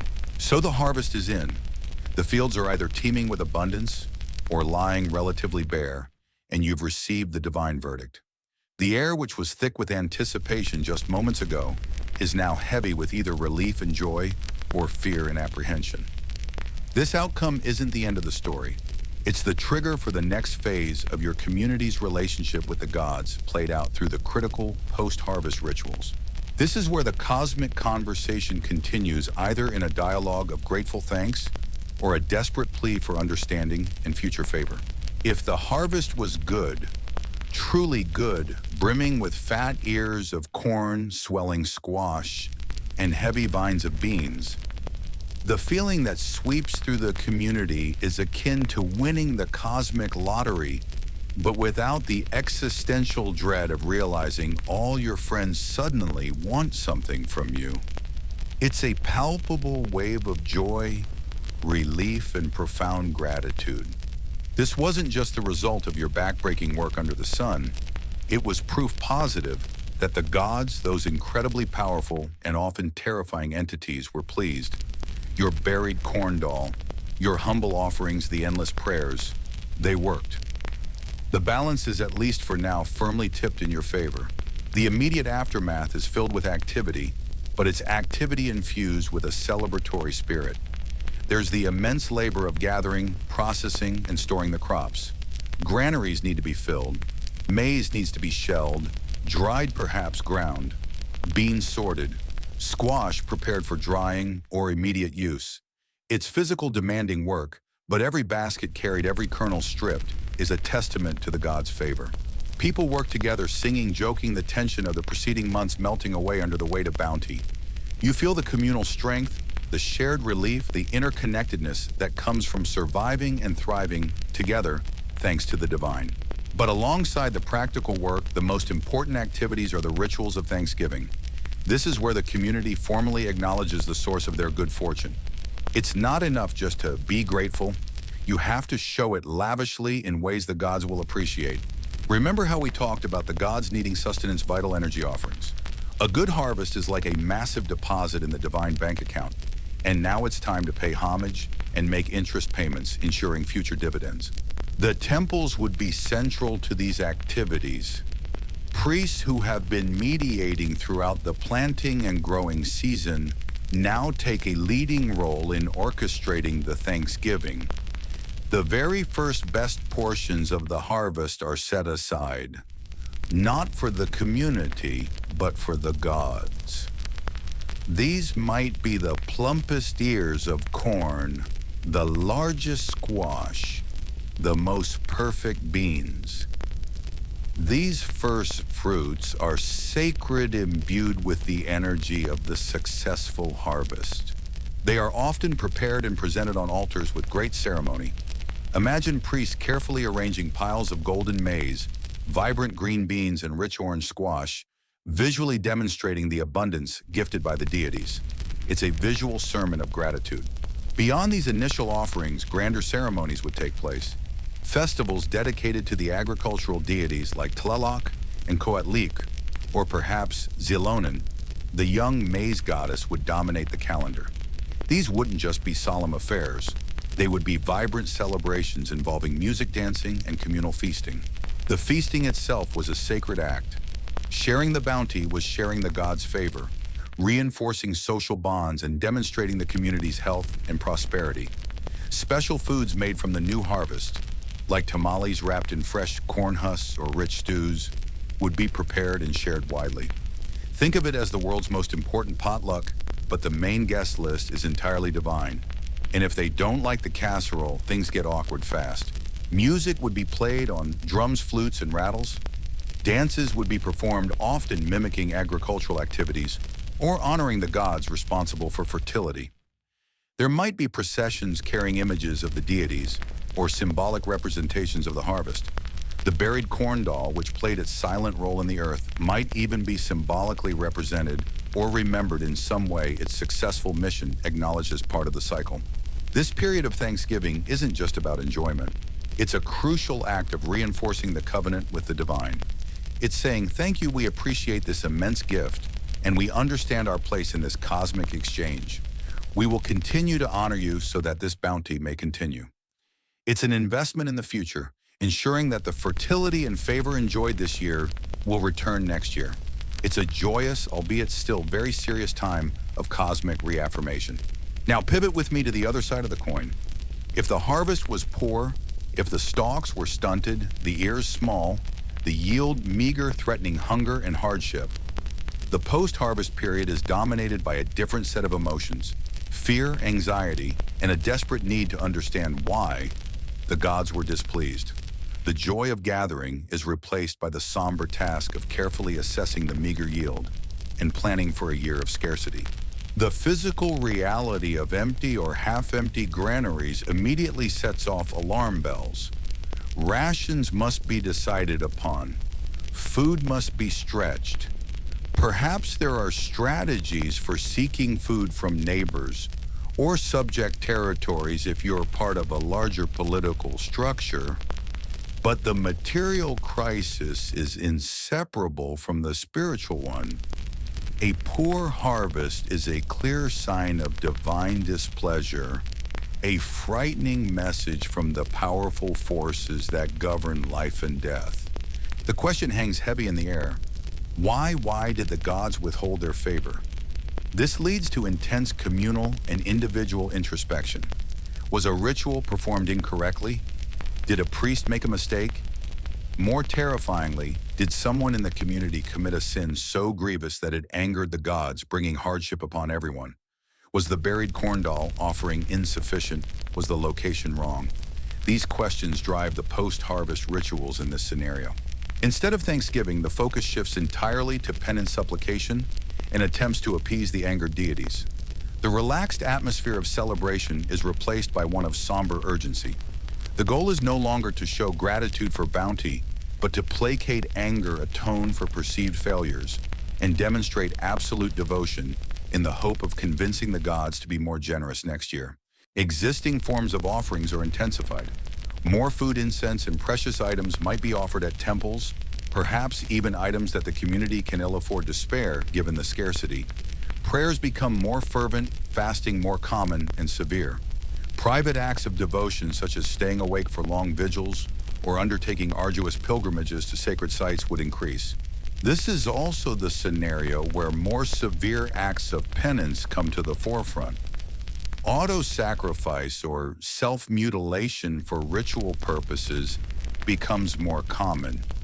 We're not talking about anything too wild here, relatively speaking, for the Aztecs anyway. But actions like piercing ears, tongues, or other parts of the body with thorns or obsidian blades to offer blood. Blood was considered extremely potent, a carrier of life force, and offering one's own blood was a powerful act of humility, devotion, and sacrifice. It was a way of saying, "Look, gods, we are suffering too. We are willing to bleed for you. Please be merciful." This wasn't a casual thing. It was painful, symbolic, and a desperate plea. The community, and particularly the priests and leaders, would be under immense pressure. Their ability to interpret the god's will and guide the community's response was paramount. They might consult oracles, perform complex divinatory rituals, or analyze omens to try and understand the specific nature of the divine anger and what specific actions might appease it. Remember that endless need for signs. In times of crisis, the search for divine communication becomes even more frantic. And tragically, this is often the context in which the discussion of escalating offerings to include human sacrifice would become most urgent. If humble offerings, fasting, and self-bloodletting hadn't worked if the harvest was truly catastrophic, the logic within the Aztec worldview pointed towards a greater, more valuable sacrifice. If the gods were hungry and maize wasn't enough, perhaps something with more Itztli, vital energy or coldness, was needed, like the beating heart and flowing blood of a human captive or chosen victim.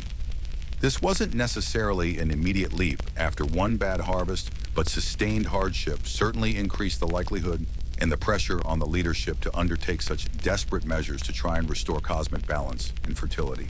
The buried corn doll seems very small and innocent compared to the scale things might escalate to in the face of divine wrath manifested as famine. A mainstream historical fact relevant here is the specific association of penitential practices and bloodletting with certain Aztec festivals and deities, particularly those related to hardship or the need to ensure cosmic continuity. For instance, during the festival of Toxcatl, dedicated to Tezcatlipoca, a powerful, sometimes capricious god, acts of fasting and auto-sacrifice were common.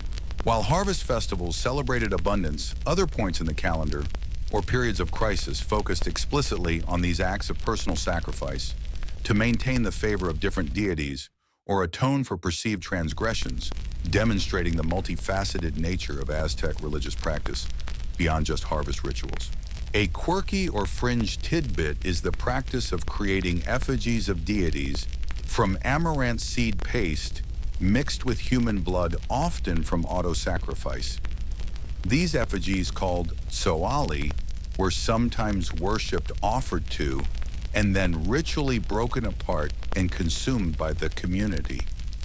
This act of consuming the deity's form, made partially with human blood and sacred sustenance, was a profound form of communion, particularly significant in times of scarcity or spiritual need.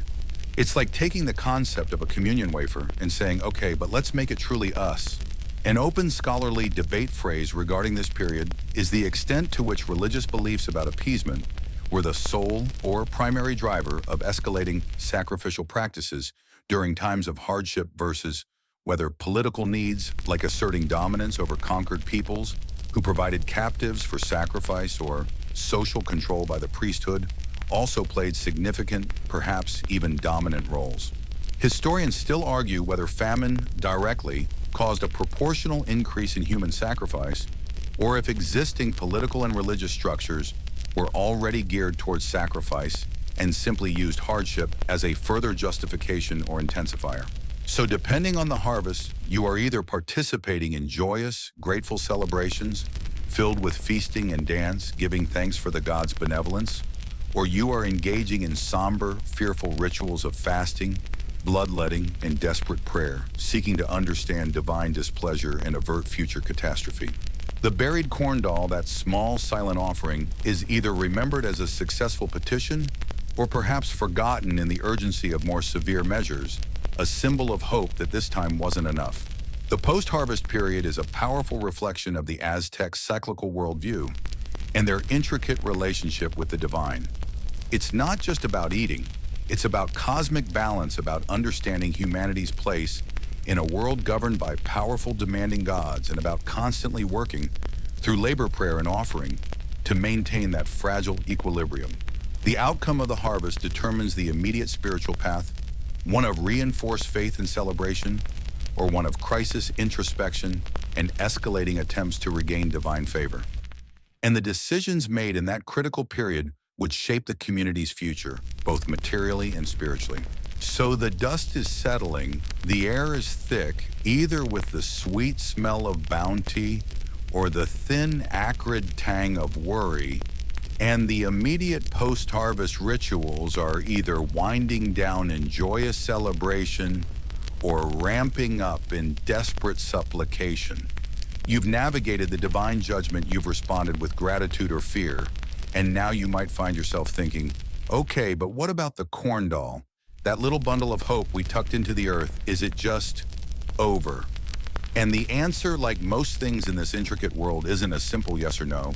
The fate of your corn doll, that silent woven heart of your agricultural prayer, is often tied intrinsically to its journey, specifically to where it was buried and how the gods responded to its presence there. Think back to where you placed it. Was it nestled deep within the soil of the field itself, a direct offering to the earth's fertility? Was it placed near the Kalpulli's communal shrine, a proxy prayer offered closer to human habitation? Or maybe it was taken to the grand temple precinct in the city, a humble offering folded into a much larger, more complex tapestry of ritual, managed by the professional priesthood. The location wasn't arbitrary. It was chosen for specific, symbolic reasons. And those reasons often dictated what happened next. If the doll was buried out in the field intended as a direct connection to the very soil that sustains you, its fate after a good harvest is likely one of reverence and maybe even retrieval, albeit a symbolic one. With the fields now clear of the bounty, you might return to the approximate spot where you buried that small effigy. It's likely decomposed somewhat by now, a testament to its absorption back into the earth it was meant to vitalize. You wouldn't necessarily dig it up in a frantic search for intact straw and seeds. Instead, the spot might become momentarily sacred again. A small offering of thanks could be left there. A few kernels of the new harvest, a splash of pulque, the fermented agave drink, or even just a quiet moment of prayer acknowledging the doll's successful mission. It served its purpose. It was a conduit, a plea, and the gods answered favorably. The doll, in a sense, has completed its cycle, becoming part of the Earth's renewed potential for the next season. It's a quiet, personal moment amidst the larger community celebrations, a nod to the specific act of faith you undertook. It's like putting your lucky socks away until next year, but your lucky socks were buried underground and probably eaten by worms. You know, totally normal stuff. The location matters because it signifies the target of the prayer. A doll in the field was primarily speaking to the earth deities, to Coatlicue, the Earth Mother perhaps, or specific spirits dwelling within that patch of soil. A successful harvest confirms that message was received and accepted at the most fundamental level of production. So, revisiting the location is a way of closing that specific loop of interaction, a final whisper of thanks to the earth itself, acknowledging the doll's role as the mute messenger. What if the doll was buried near the Kalpuli shrine? This location suggests the prayer was directed not just at the field, but at the health and prosperity of the community as a whole, mediated through local, more accessible deities or ancestral spirits. After a good harvest, the doll's fate here might be different. The shrine itself would become a focal point for communal thanksgiving. While the specific location of the buried doll might only be known to the family or individual who buried it, its success is celebrated collectively at the shrine. The doll's essence, its prayerful energy, is seen as having contributed to the Kalpuli's overall good fortune, alongside countless other private and public acts of devotion. Offerings at the shrine would implicitly include thanks for the success of all prayers offered there, including that small corn doll's silent plea. Its burial spot might be left untouched, its work done, its energy absorbed by the sacred ground of the shrine. It's like leaving a thank you note under the mat at the community center.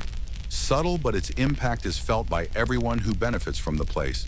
Now consider the dolls taken to the great temple precincts in the city. These offerings were part of the grand state-level religious apparatus. Your humble corn doll, likely one among hundreds or thousands brought by people from the surrounding areas, would have been integrated into the complex rituals performed by the professional priests.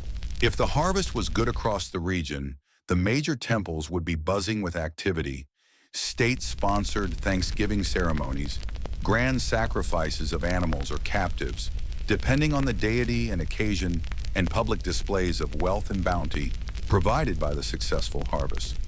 The corn dolls offered here might have a more formalized fate. Some might be kept and displayed briefly as symbols of the people's faith and the god's favor.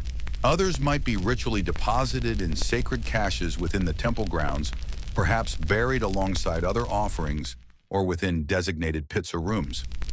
These caches weren't just storage, they were sacred repositories of accumulated ritual energy, places where the collective prayers and offerings of the people were concentrated. Your doll in this context becomes part of a much larger spiritual battery pack for the entire polity. Its individual story merges into the grand narrative of the state's relationship with its patron deities. Its fate isn't personal, it's folded into the destiny of the empire.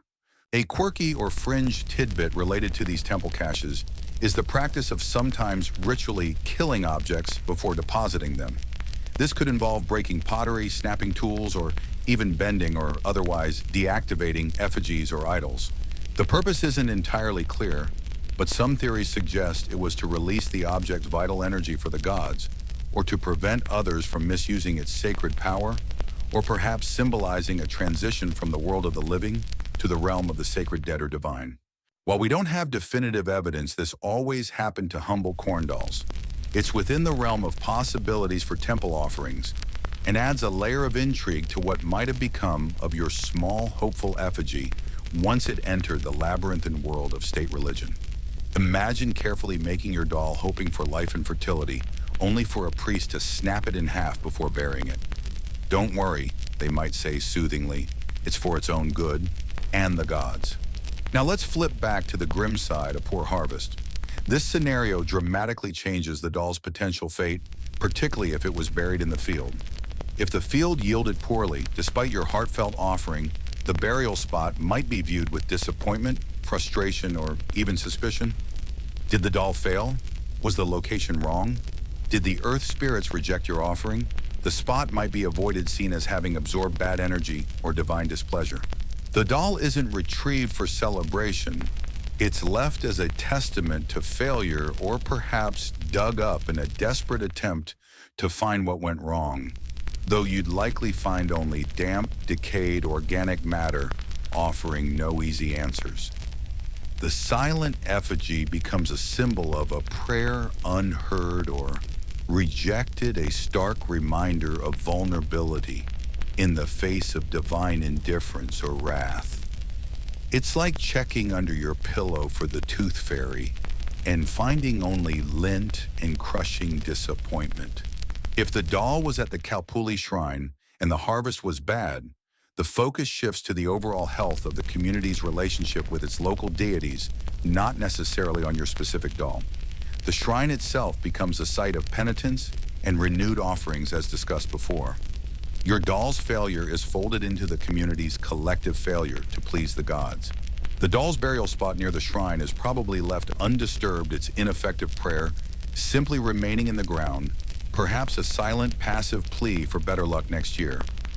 The focus is on intensifying future efforts, not dwelling on past failed ones.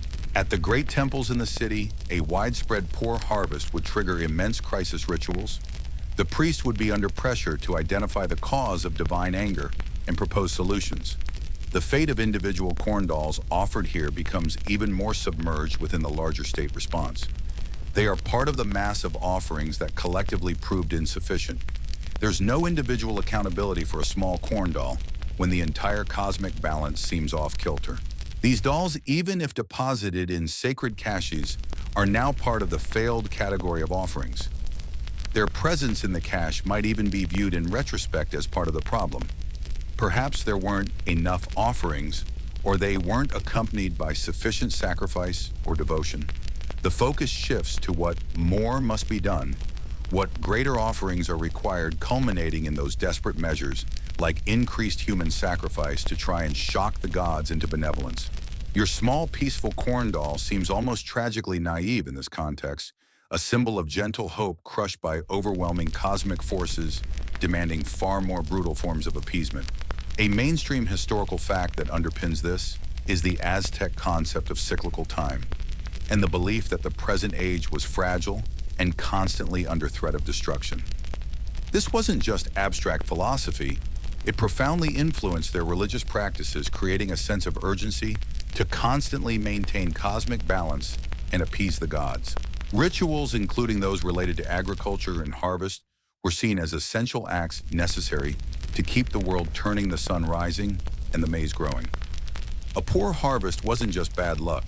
It was a potential symptom of cosmic instability, a crack appearing in the structure of reality demanding immediate and forceful intervention through ritual to patch things up before everything fell apart. The fate of the corn doll, however minor, fits into this larger high-stakes cosmic maintenance project.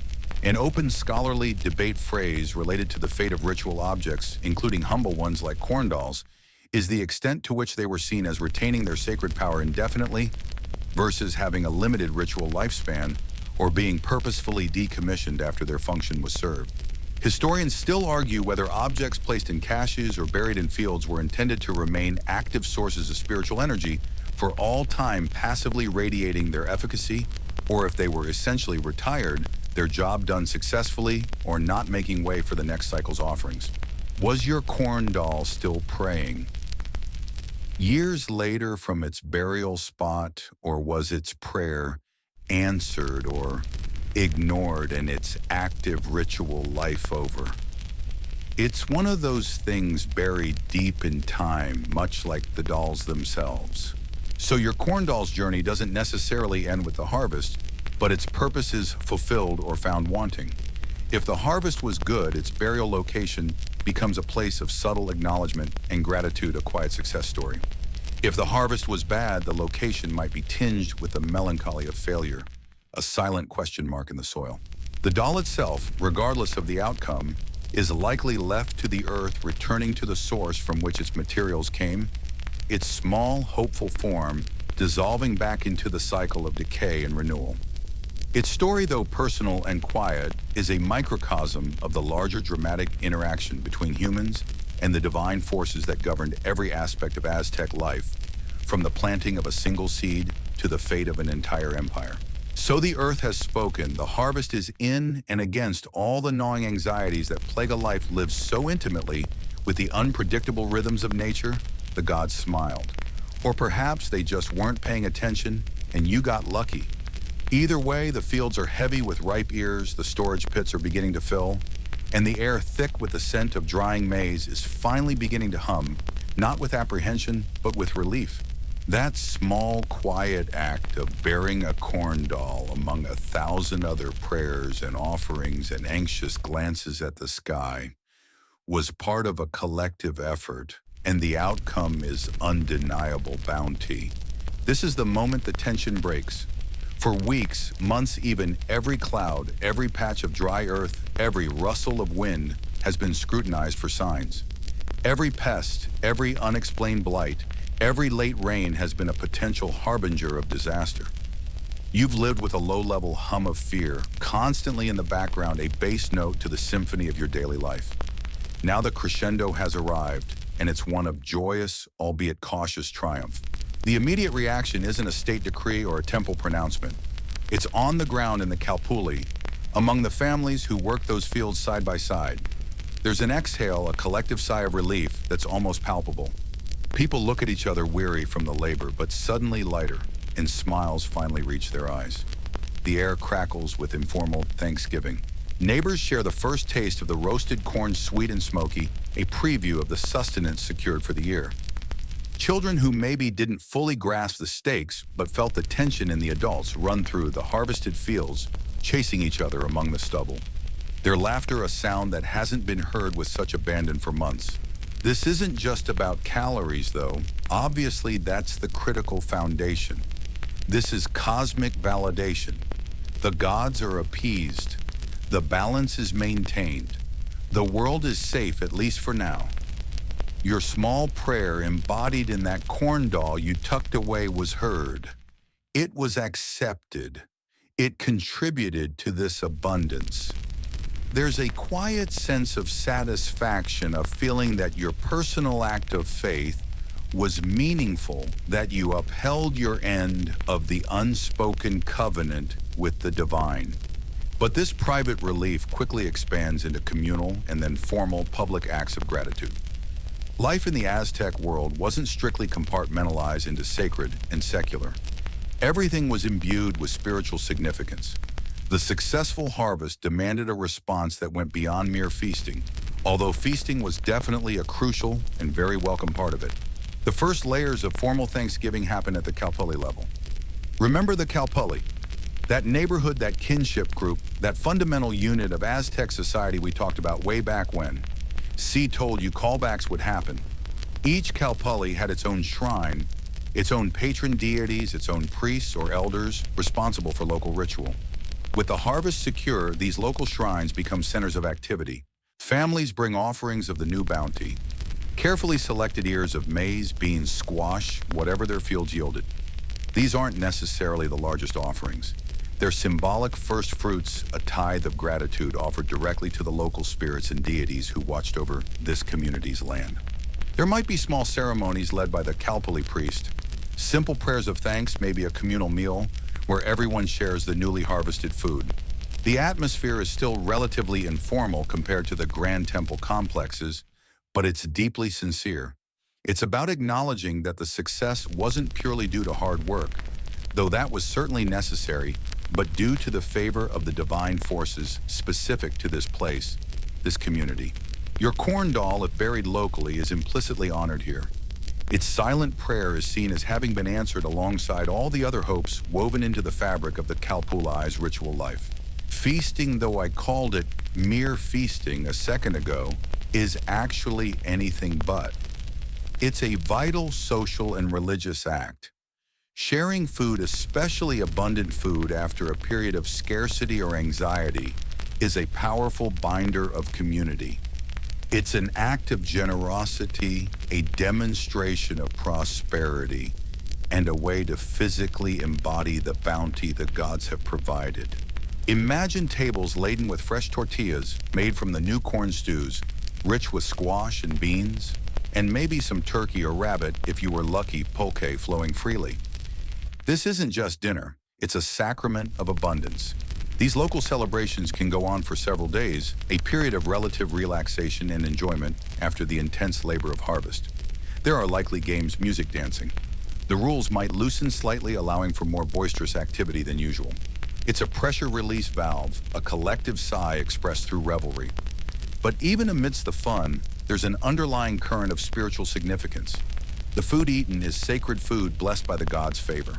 The shared experience reinforces social bonds and the collective identity of the Kalpuli, which is itself intertwined with its relationship to the divine.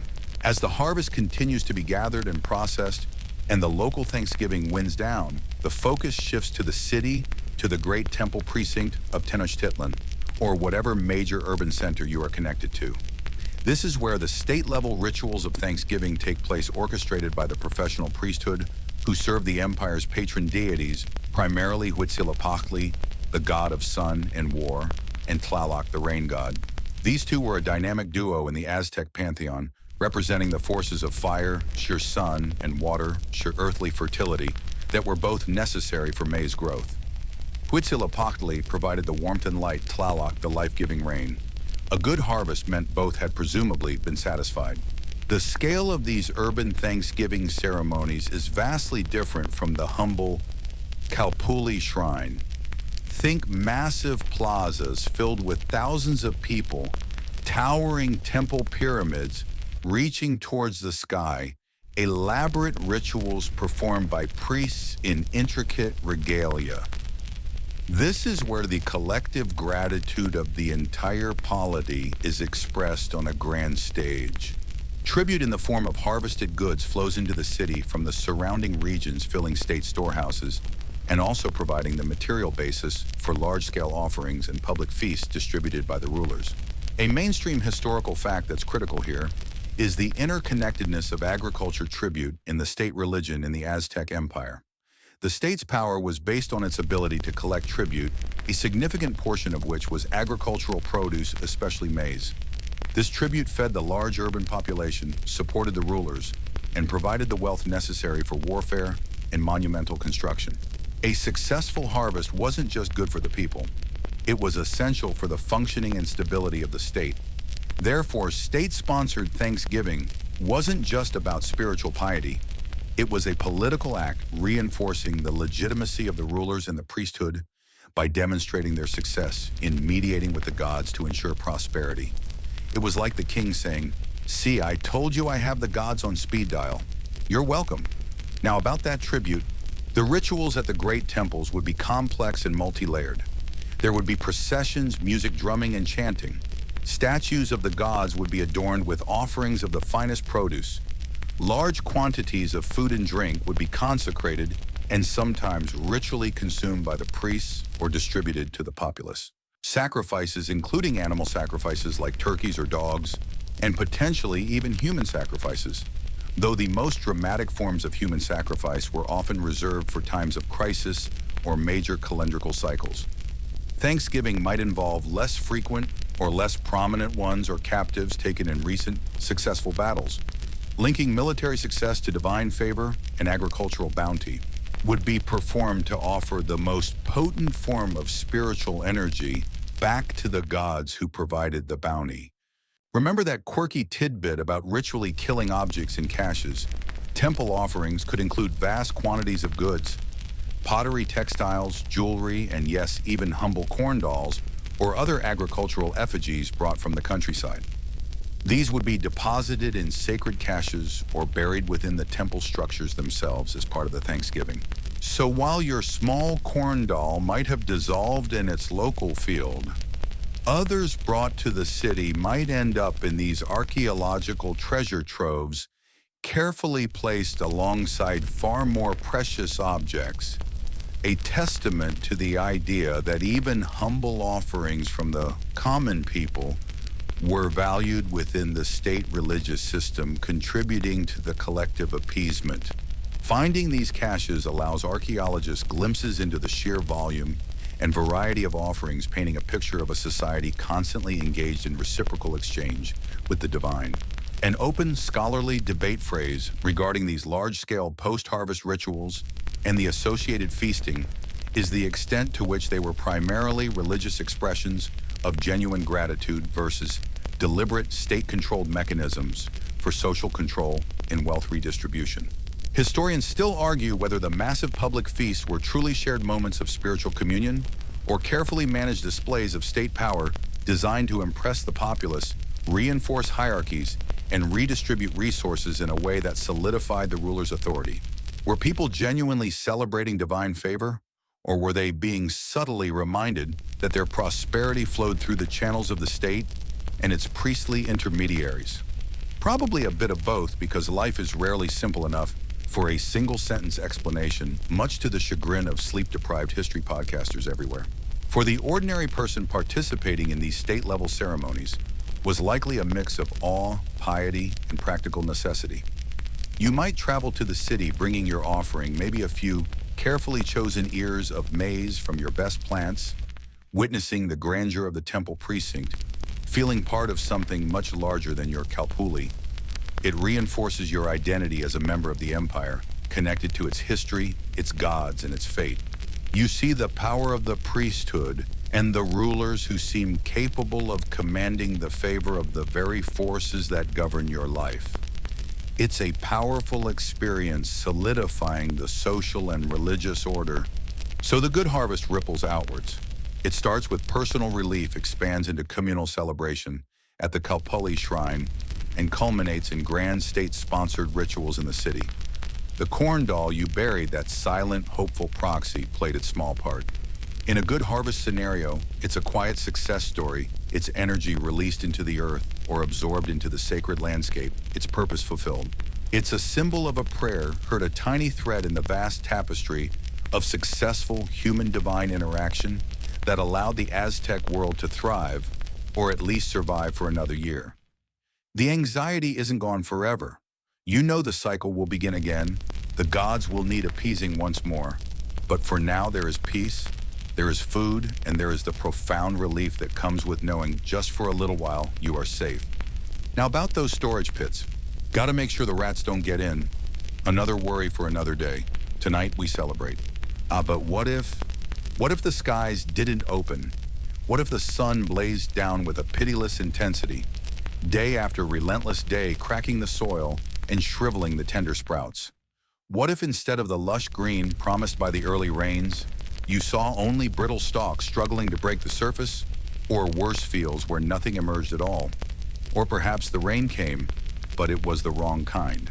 A sudden violent downpour that washed away seeds and topsoil, followed by weeks of suffocating humidity that bred insidious blights and fungi. What if the pests arrived not in manageable numbers? You could scare away with shouts and shaking sticks, but in swarms that darken the sky, a living carpet devouring everything in their path. This is the nightmare scenario. This is the fear that gnawed at you even in the best of times.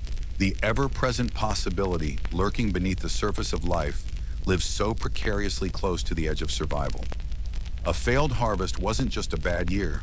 It was a catastrophe, a potential death sentence delivered not by a jaguar or a raiding party, but by the very forces you depended on for life. The signs would begin early, subtle at first.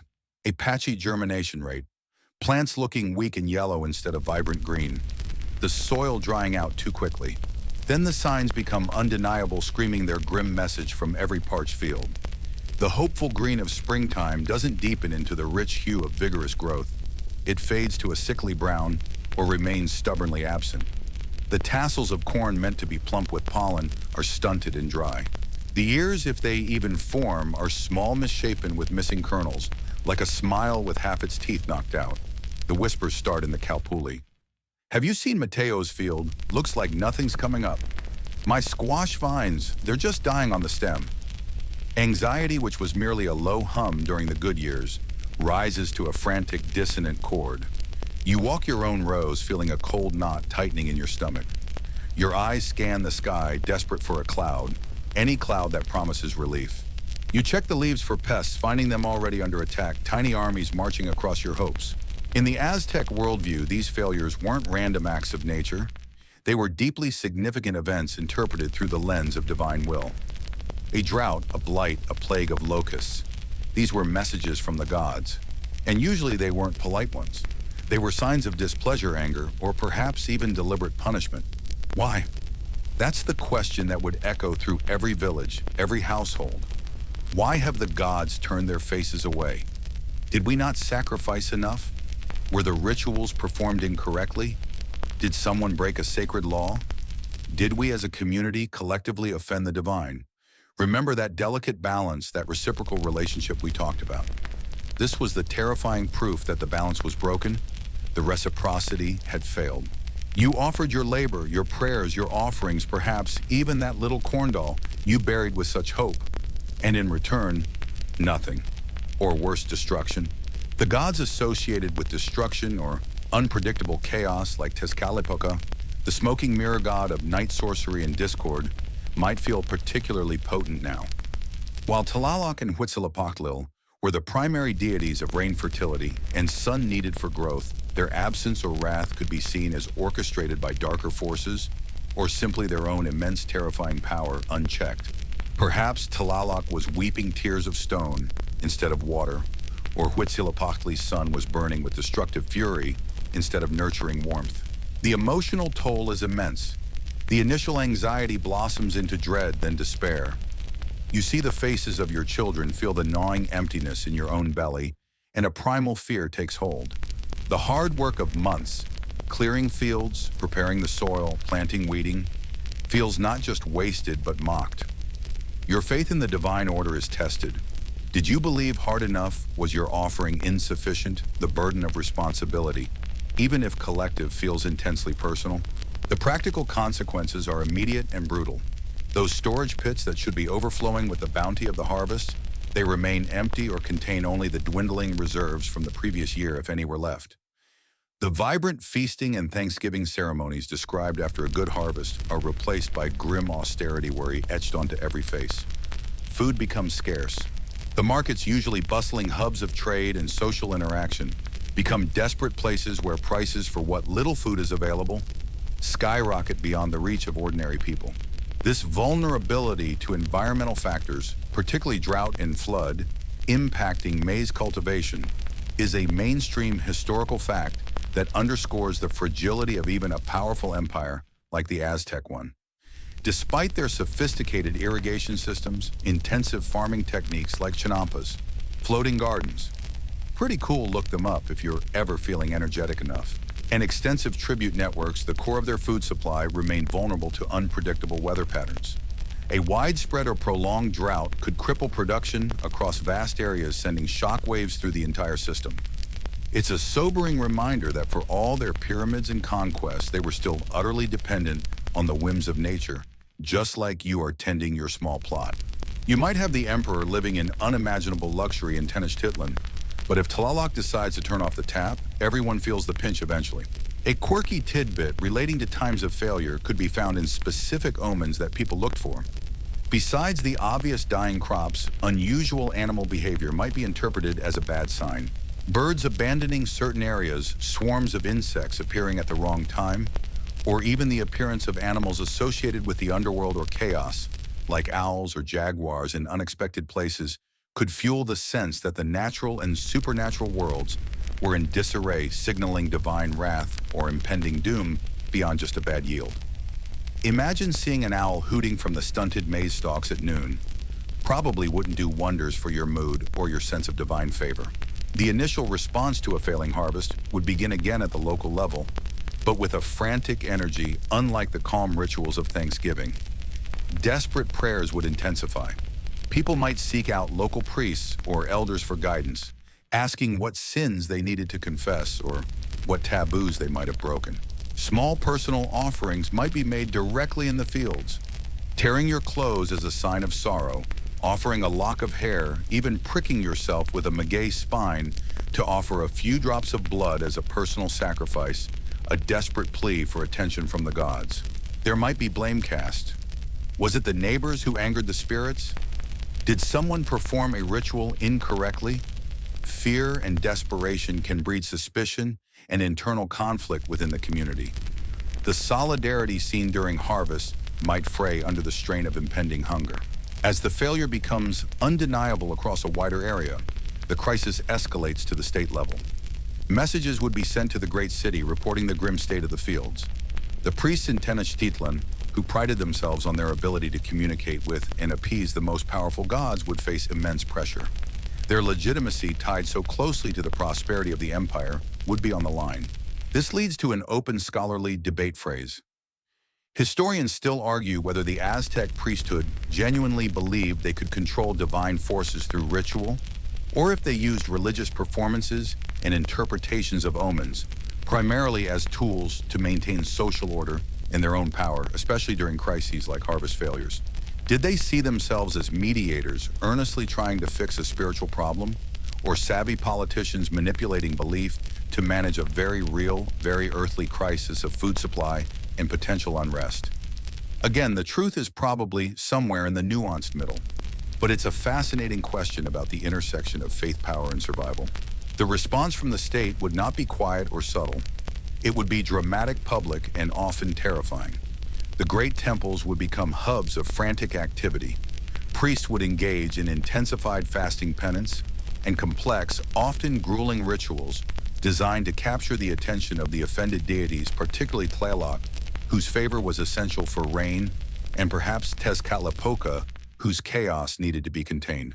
Large-scale public ceremonies would be organized not of thanksgiving, but of appeasement and supplication. Imagine the vast plaza before the Templo Mayor filled not with the celebratory crowds of harvest time, but with a fearful populace witnessing desperate acts. There would be intense drumming, mournful chanting, and elaborate processions. Offerings would pour in, not just the first fruits of a successful harvest, but whatever precious goods could be spared, symbols of wealth and devotion, offered in a desperate bid to buy back divine favor. The stakes are raised considerably. While animal sacrifice was common in times of severe crisis, especially drought and famine could see an increase in human sacrifice. The belief was that the most precious offering, human life itself, was necessary to provide the gods with the energy they needed, or to demonstrate the depth of the people's desperation and devotion. Victims, often captives taken in warfare, linking military success or failure to divine favor, or sometimes even members of the community chosen for their purity or significance, might be offered to Tlaloc on mountaintops or to other gods in the city.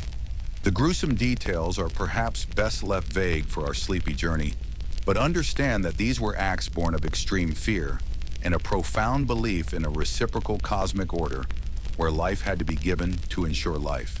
Your small corn doll, buried with such quiet hope, now feels like a failure. Did it not work? Was it insufficient? Was the prayer not heard, or was it ignored?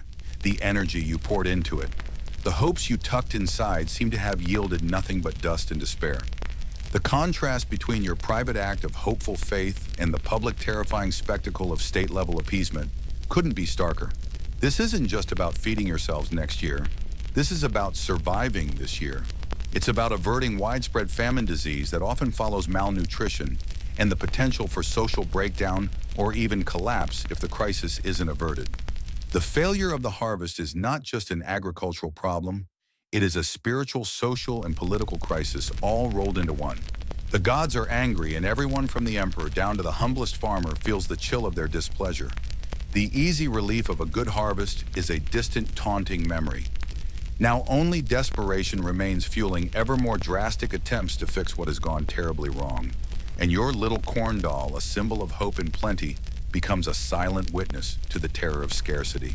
So the corn doll, that quiet little bundle of woven hope and whispered prayers, now sits in the ground, under a sky that stubbornly refuses to weep, or perhaps has wept too violently and briefly, leaving behind only cracked earth and withered sprouts. Your hopeful personal offering feels small, almost insignificant, against the backdrop of a looming, very real disaster. The anxieties that started as whispers in the Kalpuli have swelled into a communal roar of fear. This isn't a drill. This is the main event, the kind of crisis that truly tests the fabric of society and the strength of faith. When the local prayers, the personal offerings, and the anxious glances at the sky yield no relief, the crisis escalates not just in severity, but in scope and formality. The priests in Tenochtitlan, the keepers of cosmic order, and the intermediaries with the most powerful gods take center stage. Their temples, particularly the Templo Mayor, with its twin shrines to Huitzilopochtli and Tlaloc, become hubs of intense, desperate activity. The air in the city, usually buzzing with commerce and ceremony, now crackles with urgency and dread. The state's response to a widespread harvest failure is anything but understated. It is a dramatic public performance designed to address the gods directly, to demonstrate the empire's absolute dependence and profound suffering, and to somehow restore the broken connection that governs life itself. Forget your simple personal pleas. This calls for the big guns, the rituals that shake the very foundations of the city. The nature of the religious activity shifts dramatically. The hopeful, nurturing ceremonies associated with planting and growth are replaced by rituals of penitence, supplication, and ultimately, profound sacrifice. The priests engage in extreme forms of fasting, sometimes going for days without food or water, mirroring the potential starvation faced by the populace. They might perform intense acts of self-mutilation, piercing their tongues, ears, or other body parts with sharp bone, or magay spines to offer their own blood, the life force, directly to the deities. This isn't a quick prick like your personal offering. This is a prolonged, painful act of devotion, a physical manifestation of the empire's collective agony and desire to appease. Imagine standing in the vast plaza watching priests on the temple pyramid, engaging in these acts, the rhythmic drum beats accompanying the piercing sounds, a chilling soundtrack to desperation. It's a far cry from gently tucking a corn doll into warm soil. Public processions become less about carrying idols or celebrating victories, and more about demonstrating collective sorrow and humility. People might wear simple clothes, carry symbolic burdens, or participate in mournful chants that echo through the city streets. The message is clear. We are suffering, great gods, see our plight, have mercy upon us. The hopefulness of spring has been replaced by the bleak solemnity of impending famine. Offerings too escalate in value and significance. While precious stones, feathers, and finely crafted goods were always part of Aztec ritual in times of severe crisis, the offerings become more desperate. Instead of offering the first fruits that aren't materializing, people might be called upon to offer valuable possessions, symbols of status, or even personal treasures, in a bid to demonstrate ultimate devotion and willingness to give anything to restore cosmic balance. It's like that moment in a terrible board game when you have to sacrifice your most valuable piece just to stay in the game a little longer. Only here the stakes are terrifyingly real. The primary god being appeased during a drought or famine is, of course, Tlaloc, the god of rain, lightning, and thunder, and by extension, agricultural fertility. His favor is absolutely crucial for the maize to grow. But in times of crisis, other deities might also be addressed. Tezcatlipoca, the smoking mirror god of providence associated with hurricanes, disease, and discord, might be seen as the cause of the chaos, and rituals might be directed at placating him or averting his destructive influence. Even Huitzilopochtli, the solar god, whose warmth is usually essential, could be seen as providing too much heat, burning the crops, and needing to be balanced by Tlaloc's moisture. It's like trying to diagnose a complex problem with your car. Is it the engine, Huitzilopochtli, the fuel delivery, Tlaloc, or is something fundamental, Tezcatlipoca, just completely broken? And then there is the most potent and perhaps most chilling form of offering, human sacrifice.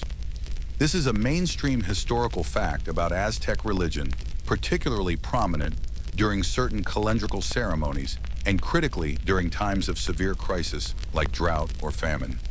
The logic within the Aztec worldview was brutally simple: life feeds life. To maintain the cosmic cycle, to keep the sun moving, to ensure the rains fell and the crops grew, the gods required chalchihuatl, precious water, which was human blood and hearts. In a time when the natural world was failing to provide, when the earth was dry and the plants were dying, the most potent offering available was human life itself. The ultimate gift, a desperate attempt to invigorate the gods and shock the cosmos back into functioning correctly. The victims for these sacrifices varied but frequently included captives taken in warfare. Warfare itself was often intertwined with ritual and the need for sacrificial victims. A successful military campaign provided the fuel for religious ceremonies. However, in times of extreme famine, the demand for victims might increase, and the source could potentially broaden. Though this is a matter historians still debate, whether desperation truly led to widespread sacrifices of their own people for purely religious reasons outside of specific established rituals. The offering of children to Tlaloc was particularly significant in rainmaking ceremonies, their tears thought to bring rain, a deeply tragic and disturbing aspect of their religious practices that underscored the profound desperation and belief that drove them. You'd hear the stories, perhaps see the processions, and the terror would be palpable, a stark contrast to the hopeful burial of your little corn doll. Think about the symbolic journey from your small, quiet act of hope, a doll made of the very plant you wish to grow, a personal prayer whispered into the earth, to the massive public, terrifying spectacle of state-sponsored sacrifice. Your corn doll represents the potential of life, the gentle hope for nurture and growth.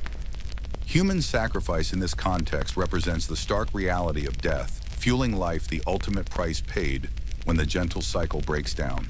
It's the difference between planting a seed with quiet faith and tearing down a wall with desperate force.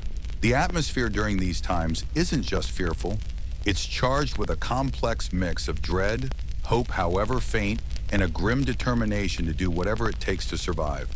The sounds of drumming become more insistent, the chanting more fervent, sometimes escalating into wails and lamentations.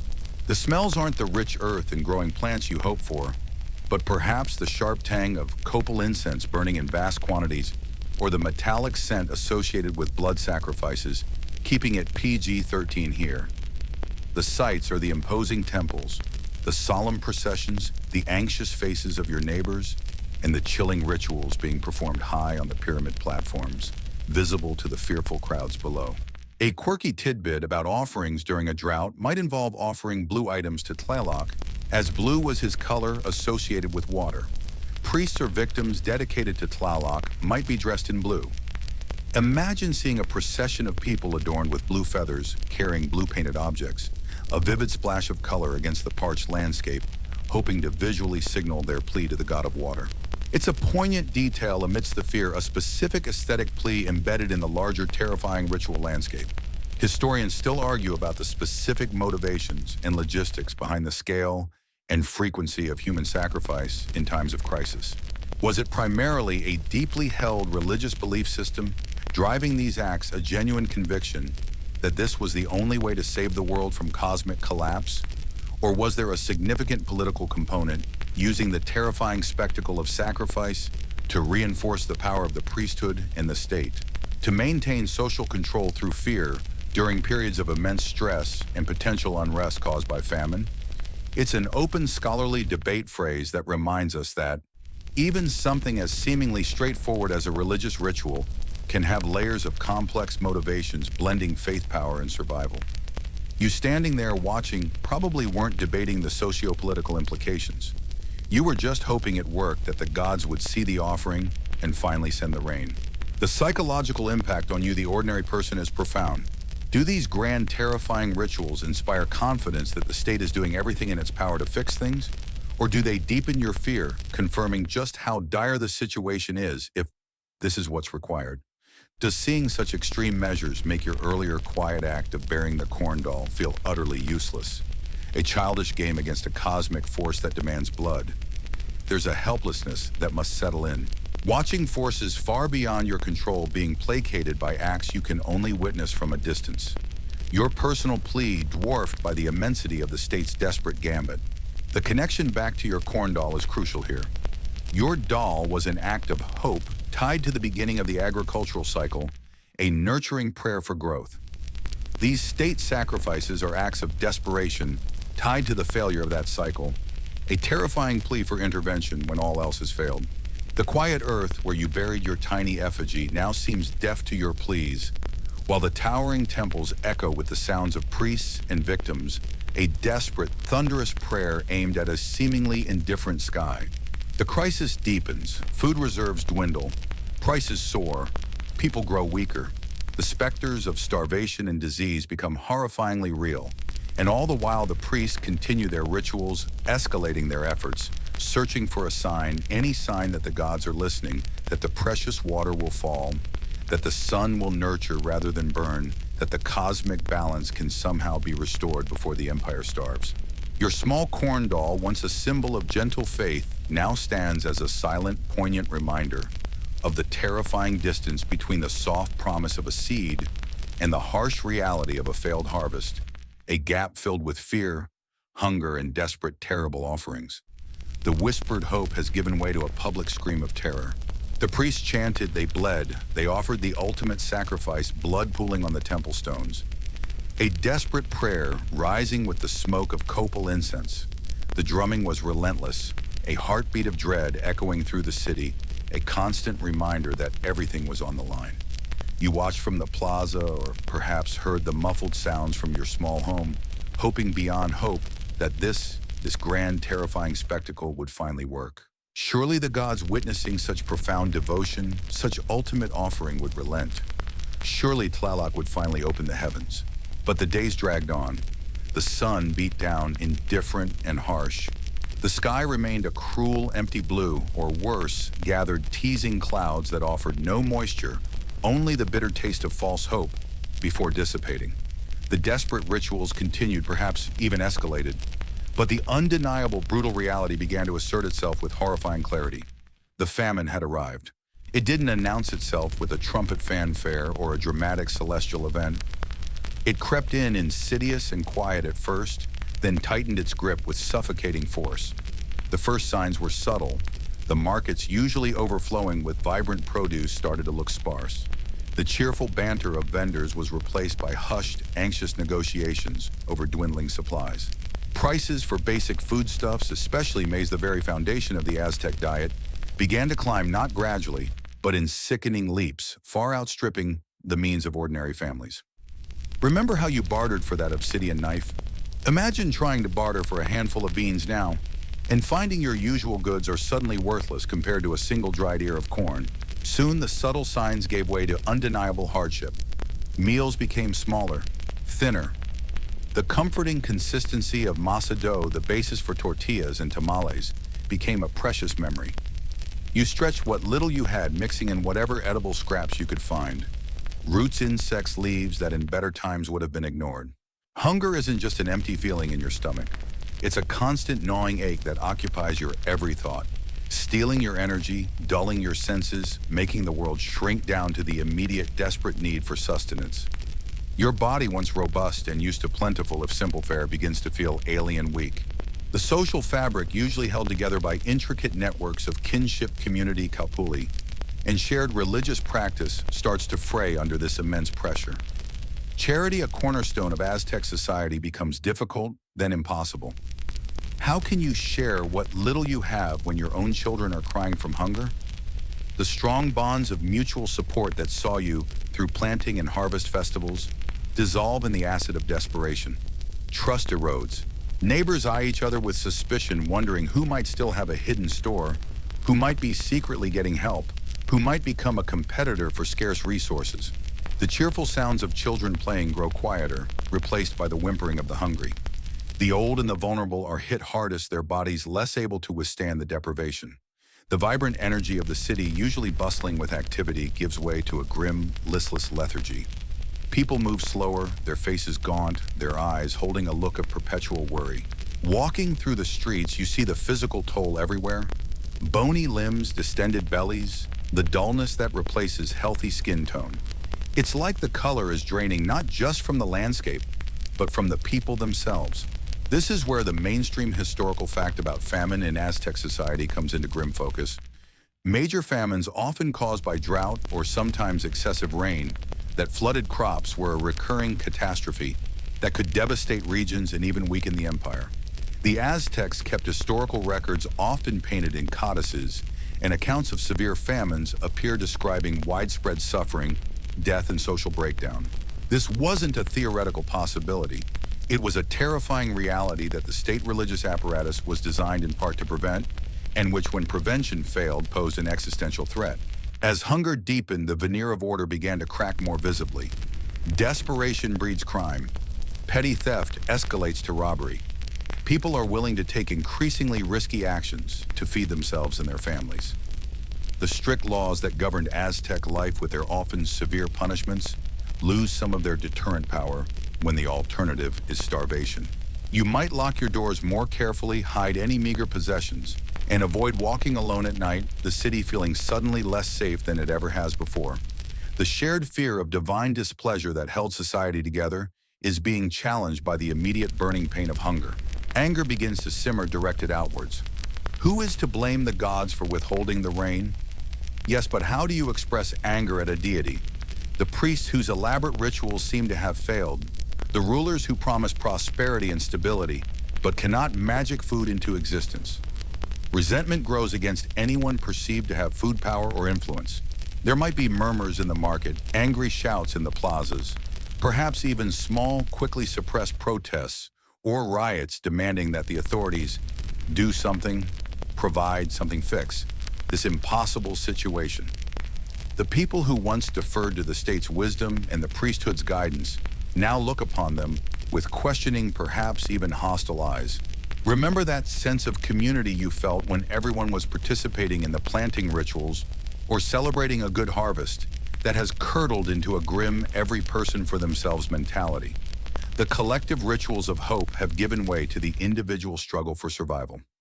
Your Kalpuli leaders, usually figures of respect and assistance, are now overwhelmed their limited resources, unable to help more than a tiny fraction of those in need. You are increasingly on your own, facing the stark choice between passive suffering and active, perhaps dangerous measures to find food. There's a quirky tidbit that sometimes emerges during severe famines in various cultures, the desperate turn to foraging for unusual, typically inedible plants or creatures, sometimes with tragic results. Accounts from historical famines in other parts of the world mention people trying to eat grass bark or toxic plants out of sheer desperation. While specific Aztec examples are less documented for this particular kind of foraging outside of established wild edibles, the principle holds. The normal boundaries of what is considered food are stretched to breaking point. You might see people digging frantically in barren ground, searching for roots or trying to catch small lizards or insects that they would have disdained in better times. It's a visual marker of just how dire things have become, a stark image of human beings reduced to scavenging for survival. Historians still argue about the extent to which famines directly caused significant political instability or large-scale rebellions in the Aztec Empire. While it's clear that hardship caused distress and unrest, the centralized power of the state and the deep-seated religious beliefs could also act as powerful inhibitors to outright revolt. Did the fear of divine retribution or the overwhelming power of the Aztec military keep simmering discontent from boiling over into full-blown revolution? Or did these crises plant seeds of doubt and weakness that contributed to the empire's eventual vulnerability? It's an open scholarly debate phrase that highlights the complexity of analyzing how a society under extreme stress manages or fails to manage internal dissent. You living through it probably weren't thinking about the long-term political consequences. You were focused on the immediate grinding struggle to find enough food to make it through the day. How does your personal act of bearing the corn doll feel now?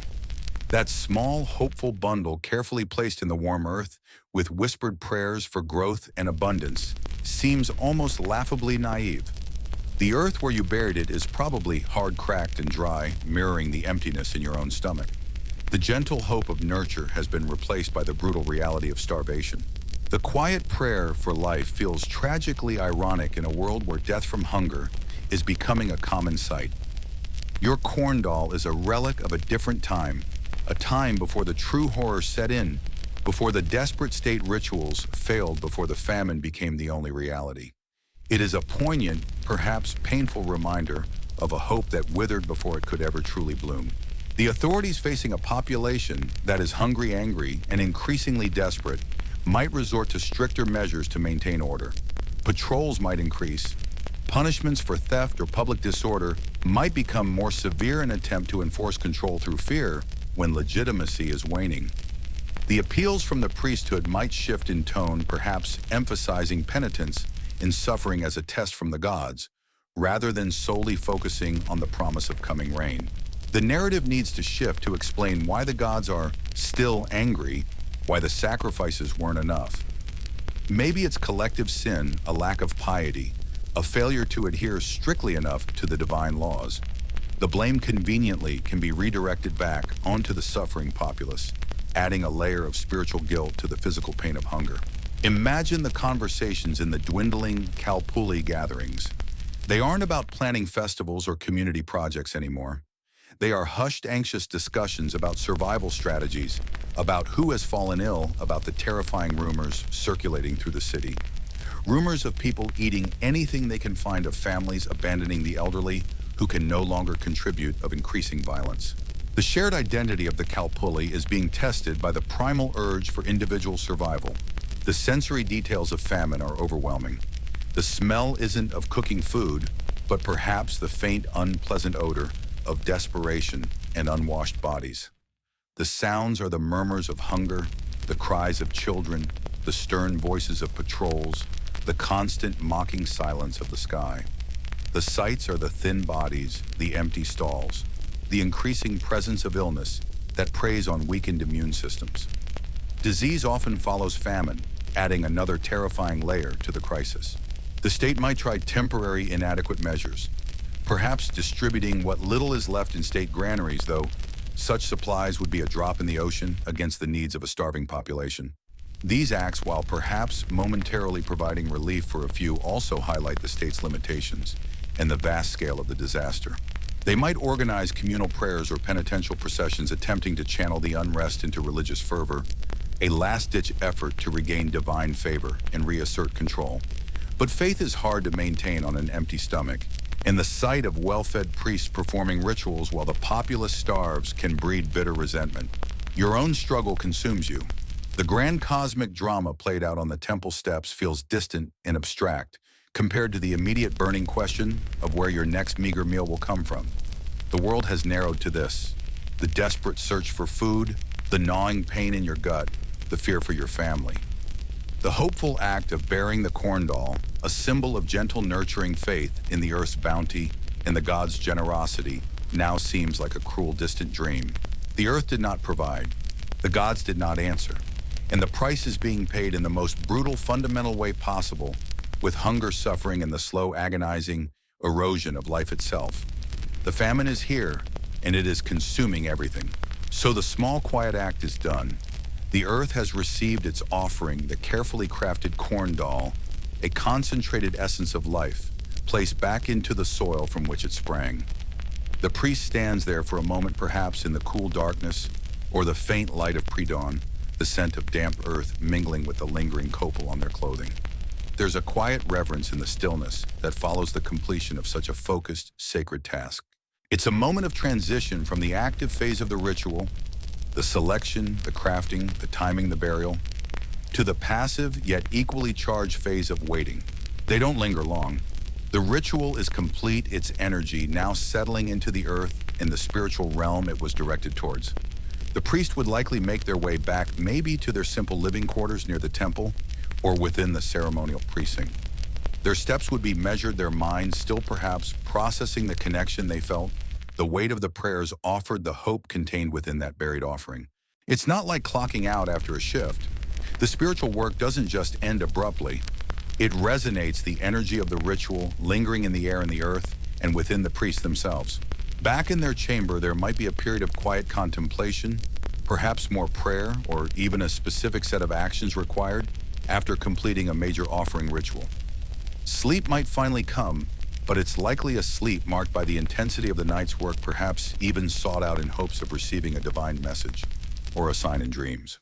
The world outside the temple walls is still, but for the priest, the internal world, the connection to the divine, remains active, vibrating with the potential energy of the ritual just performed. Meanwhile, the community, those who weren't directly involved in the nocturnal ceremony, are also in a state of waiting. They understand on a fundamental level the importance of these acts. They know that the priests are performing the necessary tasks to maintain the balance, to keep the gods appeased, to ensure the continuation of life as they know it. Their survival, their very existence, is intrinsically linked to the success of the harvest. And the success of the harvest in their belief system is directly linked to the favor of the gods earned through proper ritual and offering.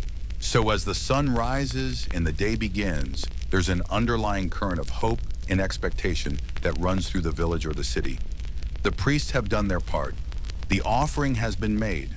Now the focus shifts to the earth itself and to the skies. The buried corn doll isn't just left there and forgotten.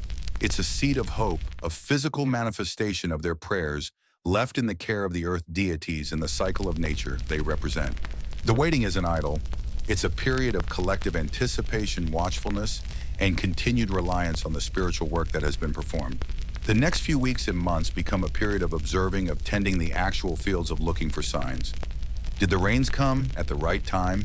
Did the seeds sprout strongly? Are the plants healthy, vibrant green, free from pests and disease?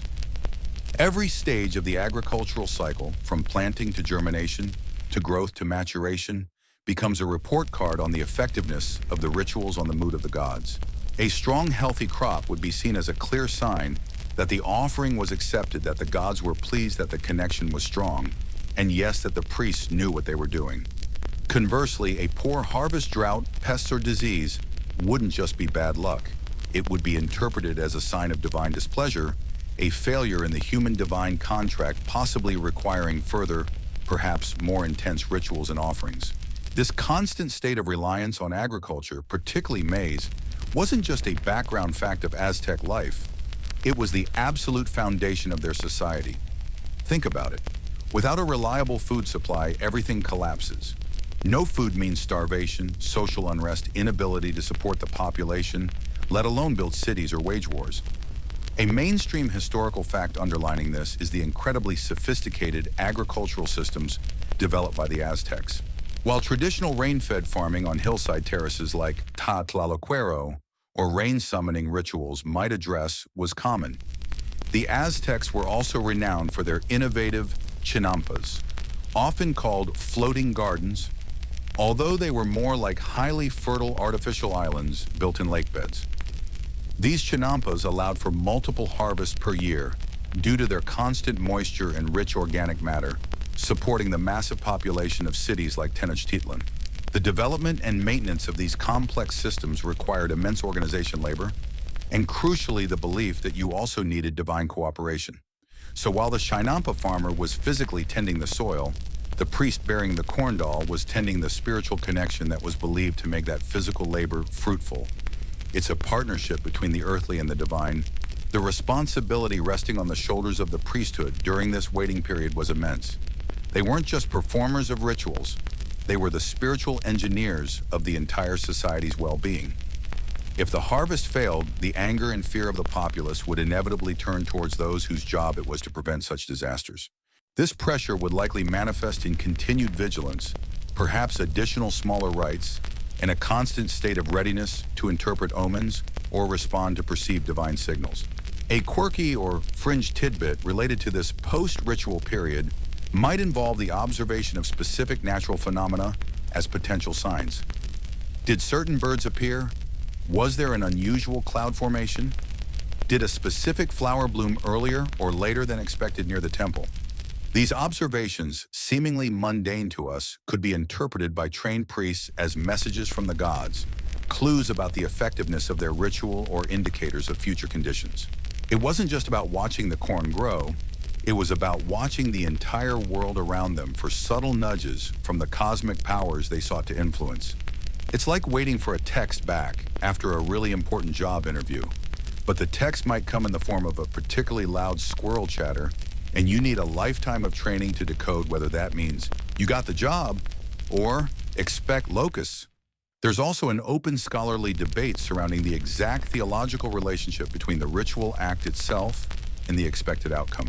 Historians still argue whether the Aztecs viewed these rituals as coercive, forcing the gods to act in their favor if performed correctly, persuasive, politely requesting divine assistance and hoping the gods were favorably disposed, or reciprocal, fulfilling humanity's part of an ongoing cosmic contract where humans gave offerings and reverence, and gods provided sustenance and order. Was bearing the corn doll a payment, a prayer, or a contractual obligation? The answer likely lies in a complex blend of these ideas, but pinning down the precise theological nuance from surviving texts and archaeological evidence remains a fascinating challenge for researchers, adding another layer to the mystery you're hopefully drifting off to sleep thinking about. The waiting continues. The priest watches, prays, perhaps performs other necessary rites for the community or the temple.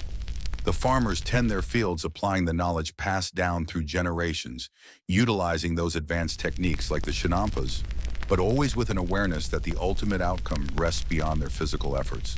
The buried corn doll slowly decomposing in the earth is a silent promise, an ongoing conversation between the human realm and the powerful, hungry, potentially generous, or terrifying deities who held the reins of life and death, abundance and scarcity in their hands. This period of anticipation wasn't just about the physical harvest. It reinforced the social structure. The priest's status and authority were validated by successful harvests, solidifying their position as essential intermediaries. The community's faith was renewed, strengthening the bonds of shared belief and practice. And the cycle of dependence on the divine and the willingness to engage in complex, demanding rituals to maintain that relationship was perpetuated.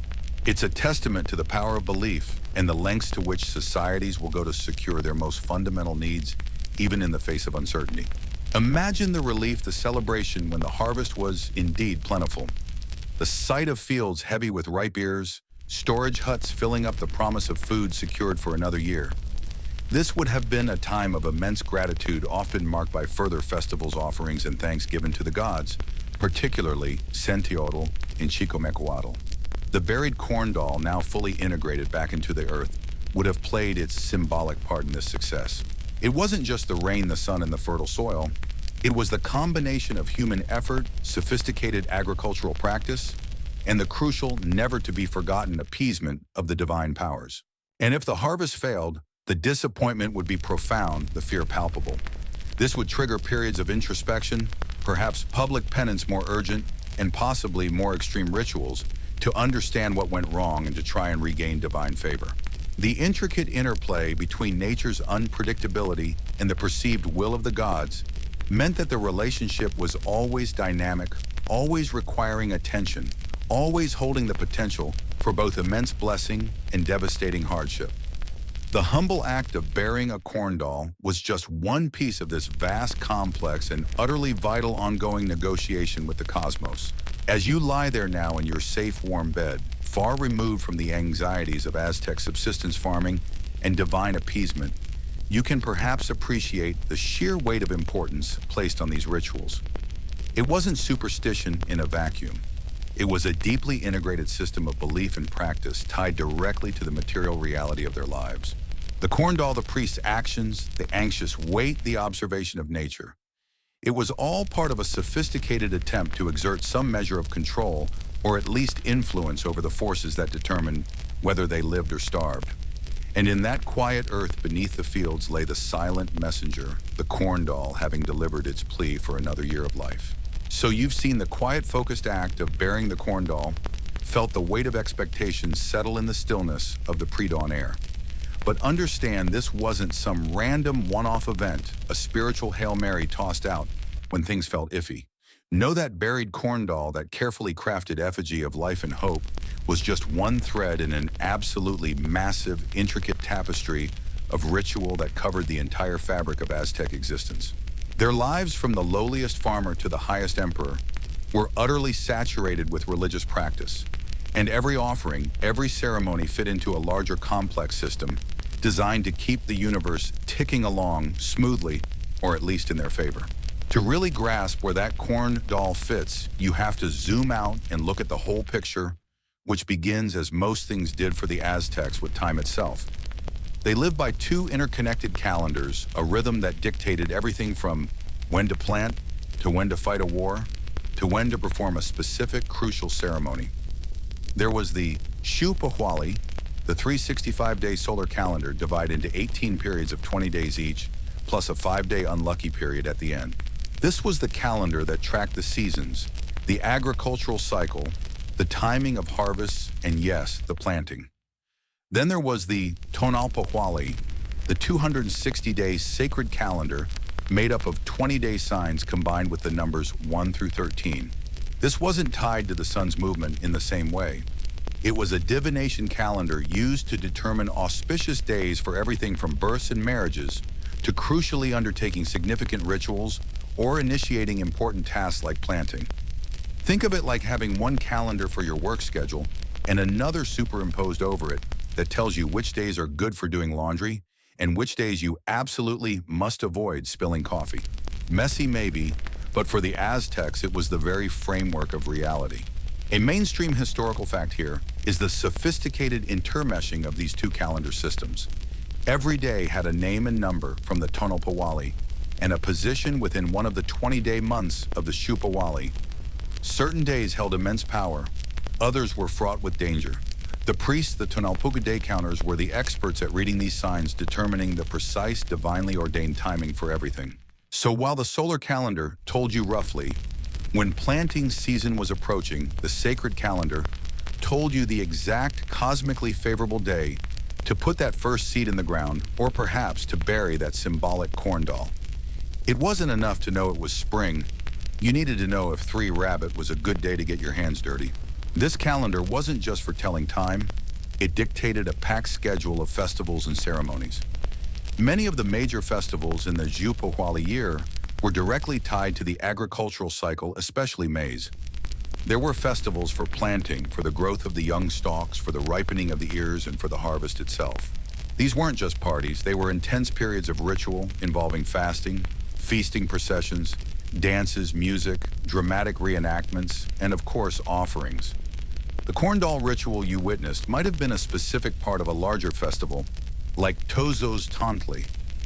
Little vigil in the third 20-day period, often associated with blessing the newly planted seeds, or Hui Tazasli. Great vigil in the fourth period focused on the growth of the young maize plants. It was a continuous cycle of propitiation, a year-round effort to court the favor of the deities who held sway over the earth, the rain, and the very life force contained within the maize kernel. And speaking of deities, the corn doll was directed towards a specific cast of characters in the Aztec pantheon, primarily those connected to agriculture and fertility. You had Centeotl, the god of maize, often depicted as a young man with ears of corn in his headdress or carrying stalks of corn. He was the essence of the plant itself.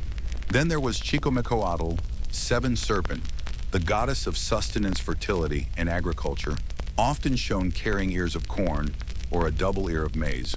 She was the provider, the one who ensured the bounty of the harvest. Tlaloc, the powerful rain god, master of storms, lightning, and mountain springs, was absolutely vital. Without his tears, rain, nothing grew. And sometimes these rituals might touch upon Kutlikyu, she of the serpent skirt, the earth mother goddess, the source of life and death, from whose fertile ground the maize sprang. The corn doll, an embodiment of maize, was a direct offering to these powerful forces, a way of saying, hey, remember us? We're putting in the work. Please do your part too. It was a cosmic partnership, but one where the humans felt they had to constantly remind their divine partners of their obligations through persistent ritual. The corn doll was a highly symbolic and powerful offering, but it was far from the only kind of offering made. The Aztec world was one of constant reciprocity with the divine. They believed that the gods had sacrificed themselves to create the world, and humanity's duty was to repay this debt through offerings that sustained the gods and the cosmos. These offerings ranged from the seemingly simple to the incredibly complex, and by modern standards, horrific. Though we're keeping it PG-13, remember, copal incense, that fragrant resin you smelled near the temple, was burned in vast quantities, its smoke seen as food for the gods rising up to the heavens. Flowers, jade feathers, finely crafted objects, and food items like tamales or tortillas made from that precious maize were common offerings. Bloodletting, usually by piercing oneself with a maguey spine or stingray spine, was also a significant act of personal sacrifice offered to nourish the earth or specific deities. Even singing and dancing were forms of offering pleasing to the gods. The corn doll in this context was unique because it wasn't just giving something to the gods. It was giving back the essence of what you hoped to receive. Consecrated maize, the promise of future harvest returned to the earth. It was like planting your wish along with the seed. Other rituals might involve elaborate processions, ritual bathing, ecstatic dance, or long periods of fasting and vigil by the priests. The temple precincts were constantly active, humming with the energy of ongoing ceremonies, prayers, and preparations for the next major event in the calendar cycle. It was a 24/7 spiritual operation, far more demanding than just showing up for a service once a week. You might make a joke about needing a really good time management system to be an Aztec priest, but honestly, it was less about managing time and more about being time aligning human action with cosmic cycles. This continuous cycle of ritual wasn't just about appeasing gods for a good harvest. It was about maintaining Teotl, the fundamental interconnected sacred force or power of the cosmos. Everything was Teotl, and everything was connected. A ritual performed correctly in one place could have ripple effects throughout the universe. Conversely, a ritual performed incorrectly or a crucial offering neglected could throw things out of balance, leading to cosmic disruption, drought, famine, conquest, disease. This placed an immense burden of responsibility on the priesthood, who were the specialists in navigating these complex interactions with Tero and the various deities who were manifestations or aspects of it. A quirky or fringe tidbit in this broader ritual context relates to the concept of Ixiptla. This term is often translated as impersonator or representative. During major festivals, certain individuals, often captives or chosen members of the community, would be dressed and adorned to physically embody a specific deity for a period, sometimes days or weeks. They would be treated with immense reverence, as if they were the god, before ultimately being offered as a sacrifice. This wasn't just theater. It was a deep theological practice of bringing the divine into the human realm in a tangible form.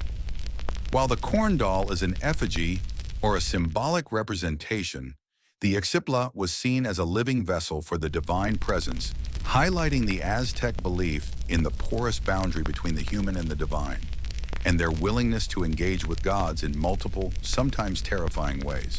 And there's an open scholarly debate that swirls around the sheer volume and intensity of Aztec ritual.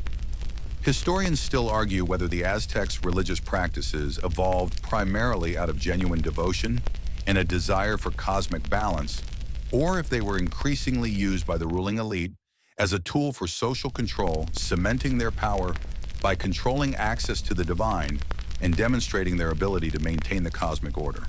Was the constant drumbeat of ritual primarily for the gods, or for keeping the populace in line and justifying the vast resources poured into temples and priesthoods? It's a complex question, like trying to figure out if your friend is being nice because they genuinely like you or because they want to borrow your car. The answer might be a bit of both. The corn doll ritual then wasn't an isolated prayer. It was a piece of this much larger puzzle, a specific action taken at a specific time, directed towards specific deities, using a symbolic language understood within the vast framework of Aztec cosmology and religious practice. It was a concrete manifestation of the abstract principle of reciprocity, a physical plea embedded within the earth itself, designed to align human needs with divine power during a crucial phase of the agricultural year. It reminds us that their relationship with their gods wasn't distant or abstract. It was immediate, demanding, and deeply intertwined with the practical necessities of survival. Think about the energy and resources poured into this system. The training of the priests, the construction and maintenance of the elaborate temples, the production of offerings, the organization of complex festivals. It was a civilization-wide commitment on an epic scale. The corn doll ceremony, however humble it might seem in isolation, drew upon this entire infrastructure of belief, knowledge, and practice. The priest performing the burial was a product of years of rigorous training, steeped in calendar lore, divine genealogies, ritual procedures, and the interpretation of omens. They weren't just following instructions. They were acting as skilled navigators in a spiritual landscape that was as real and complex to them as the physical landscape they inhabited. The successful outcome of a harvest wasn't seen as a validation of one specific ritual, but of the entire system, working in harmony. If the corn grew tall and strong, it meant the priest had read the calendar correctly, the offerings were acceptable, the gods were pleased, the earth was fertile. The rain had fallen at the right time. It was a collective success, a confirmation that humanity was upholding its end of the cosmic bargain. The corn doll was one of many crucial conversations happening simultaneously between the human world and the divine, a constant dialogue maintained through action and offering. This pervasive religiosity meant that even the mundane aspects of life had a spiritual dimension. The planting of a single seed, the tending of a field, the grinding of maize into masa, all were imbued with sacred meaning. The materials themselves, the earth, the water, the corn, were seen as powerful living entities or extensions of the divine. The corn doll ritual, by returning the image of the crop to the earth, was a deeply symbolic act of acknowledging this connection, a moment of reverence for the cycle of life, death, and rebirth embodied by the maize plant and the earth mother. So as you picture that small figure buried in the ground, remember that it wasn't done in isolation. It was part of a never-ending stream of rituals, big and small, public and private, all aimed at maintaining balance, ensuring fertility and keeping the powerful, unpredictable gods on humanity's side. It was a world where the sacred and the mundane were inseparable, where your ability to eat tomorrow depended not just on the weather, but on whether you had correctly honored the rain god today. The corn doll was a key that unlocked a specific door in that vast spiritual architecture, a silent prayer whispered into the soil, part of a grand, demanding conversation with the cosmos that never truly ended. It's enough to make you appreciate simply opening your fridge for a snack without needing a calendar expert and a handful of incense, isn't it? So you've journeyed through the complex calendar cycles and dense tapestry of ritual, that the Aztec corn doll was woven into a piece of a much larger conversation with the cosmos that felt utterly essential for survival. You felt the weight of that priestly responsibility, the constant pressure to get it right, to ensure the delicate balance wasn't disrupted, lest the rains fail, the earth turn barren, and the people go hungry. That world, so saturated with the presence of gods and the demands of ritual, feels incredibly distant now, doesn't it? Thousands of years of cataclysmic conquest and radical shifts in belief systems separate you from that moment of burying a small sacred figure in the soil. Yet, like seeds scattered by the wind, some fragments of those ancient ways, some echoes of those deep-seated beliefs about the earth, the seasons, and the profound spiritual significance of maize did survive. They didn't endure unchanged, of course. The arrival of the Spanish in the early 16th century brought a violent collision of worlds, a shattering of the Aztec Empire, and the imposition of a new religion. Temples were torn down, gods were demonized, and the elaborate state-sponsored rituals, the public heart of the Aztec cosmic maintenance system, were suppressed or brutally eradicated. It would be easy to think that everything vanished, wiped clean by conquest and conversion. But cultures are resilient, especially at the grassroots level, especially among the people whose lives remain tied to the rhythms of the earth. In the villages and the rural communities away from the direct gaze and strict enforcement of colonial authorities, elements of the old ways persisted. They often blended with the new, a process known as syncretism, creating unique hybrid traditions that outwardly appeared Christian, but held within them ancient beliefs about the sacredness of the land, the importance of cyclical renewal, and the spiritual power of maize. Think of it like making a smoothie with ingredients that don't quite belong together according to a recipe book, but somehow they blend into something new and surprisingly enduring. Maize, of course, remained absolutely central. It wasn't just a staple crop for the Aztecs. It was their lifeblood, literally and symbolically. Their origin myths often involved humans being created from maize dough, tying their very existence to the plant. This deep identification didn't disappear. Even under colonial rule and the dominance of new beliefs, the cornfield remained a sacred space for many, the cycle of planting and harvest a fundamental rhythm of life that no amount of religious dogma could completely erase.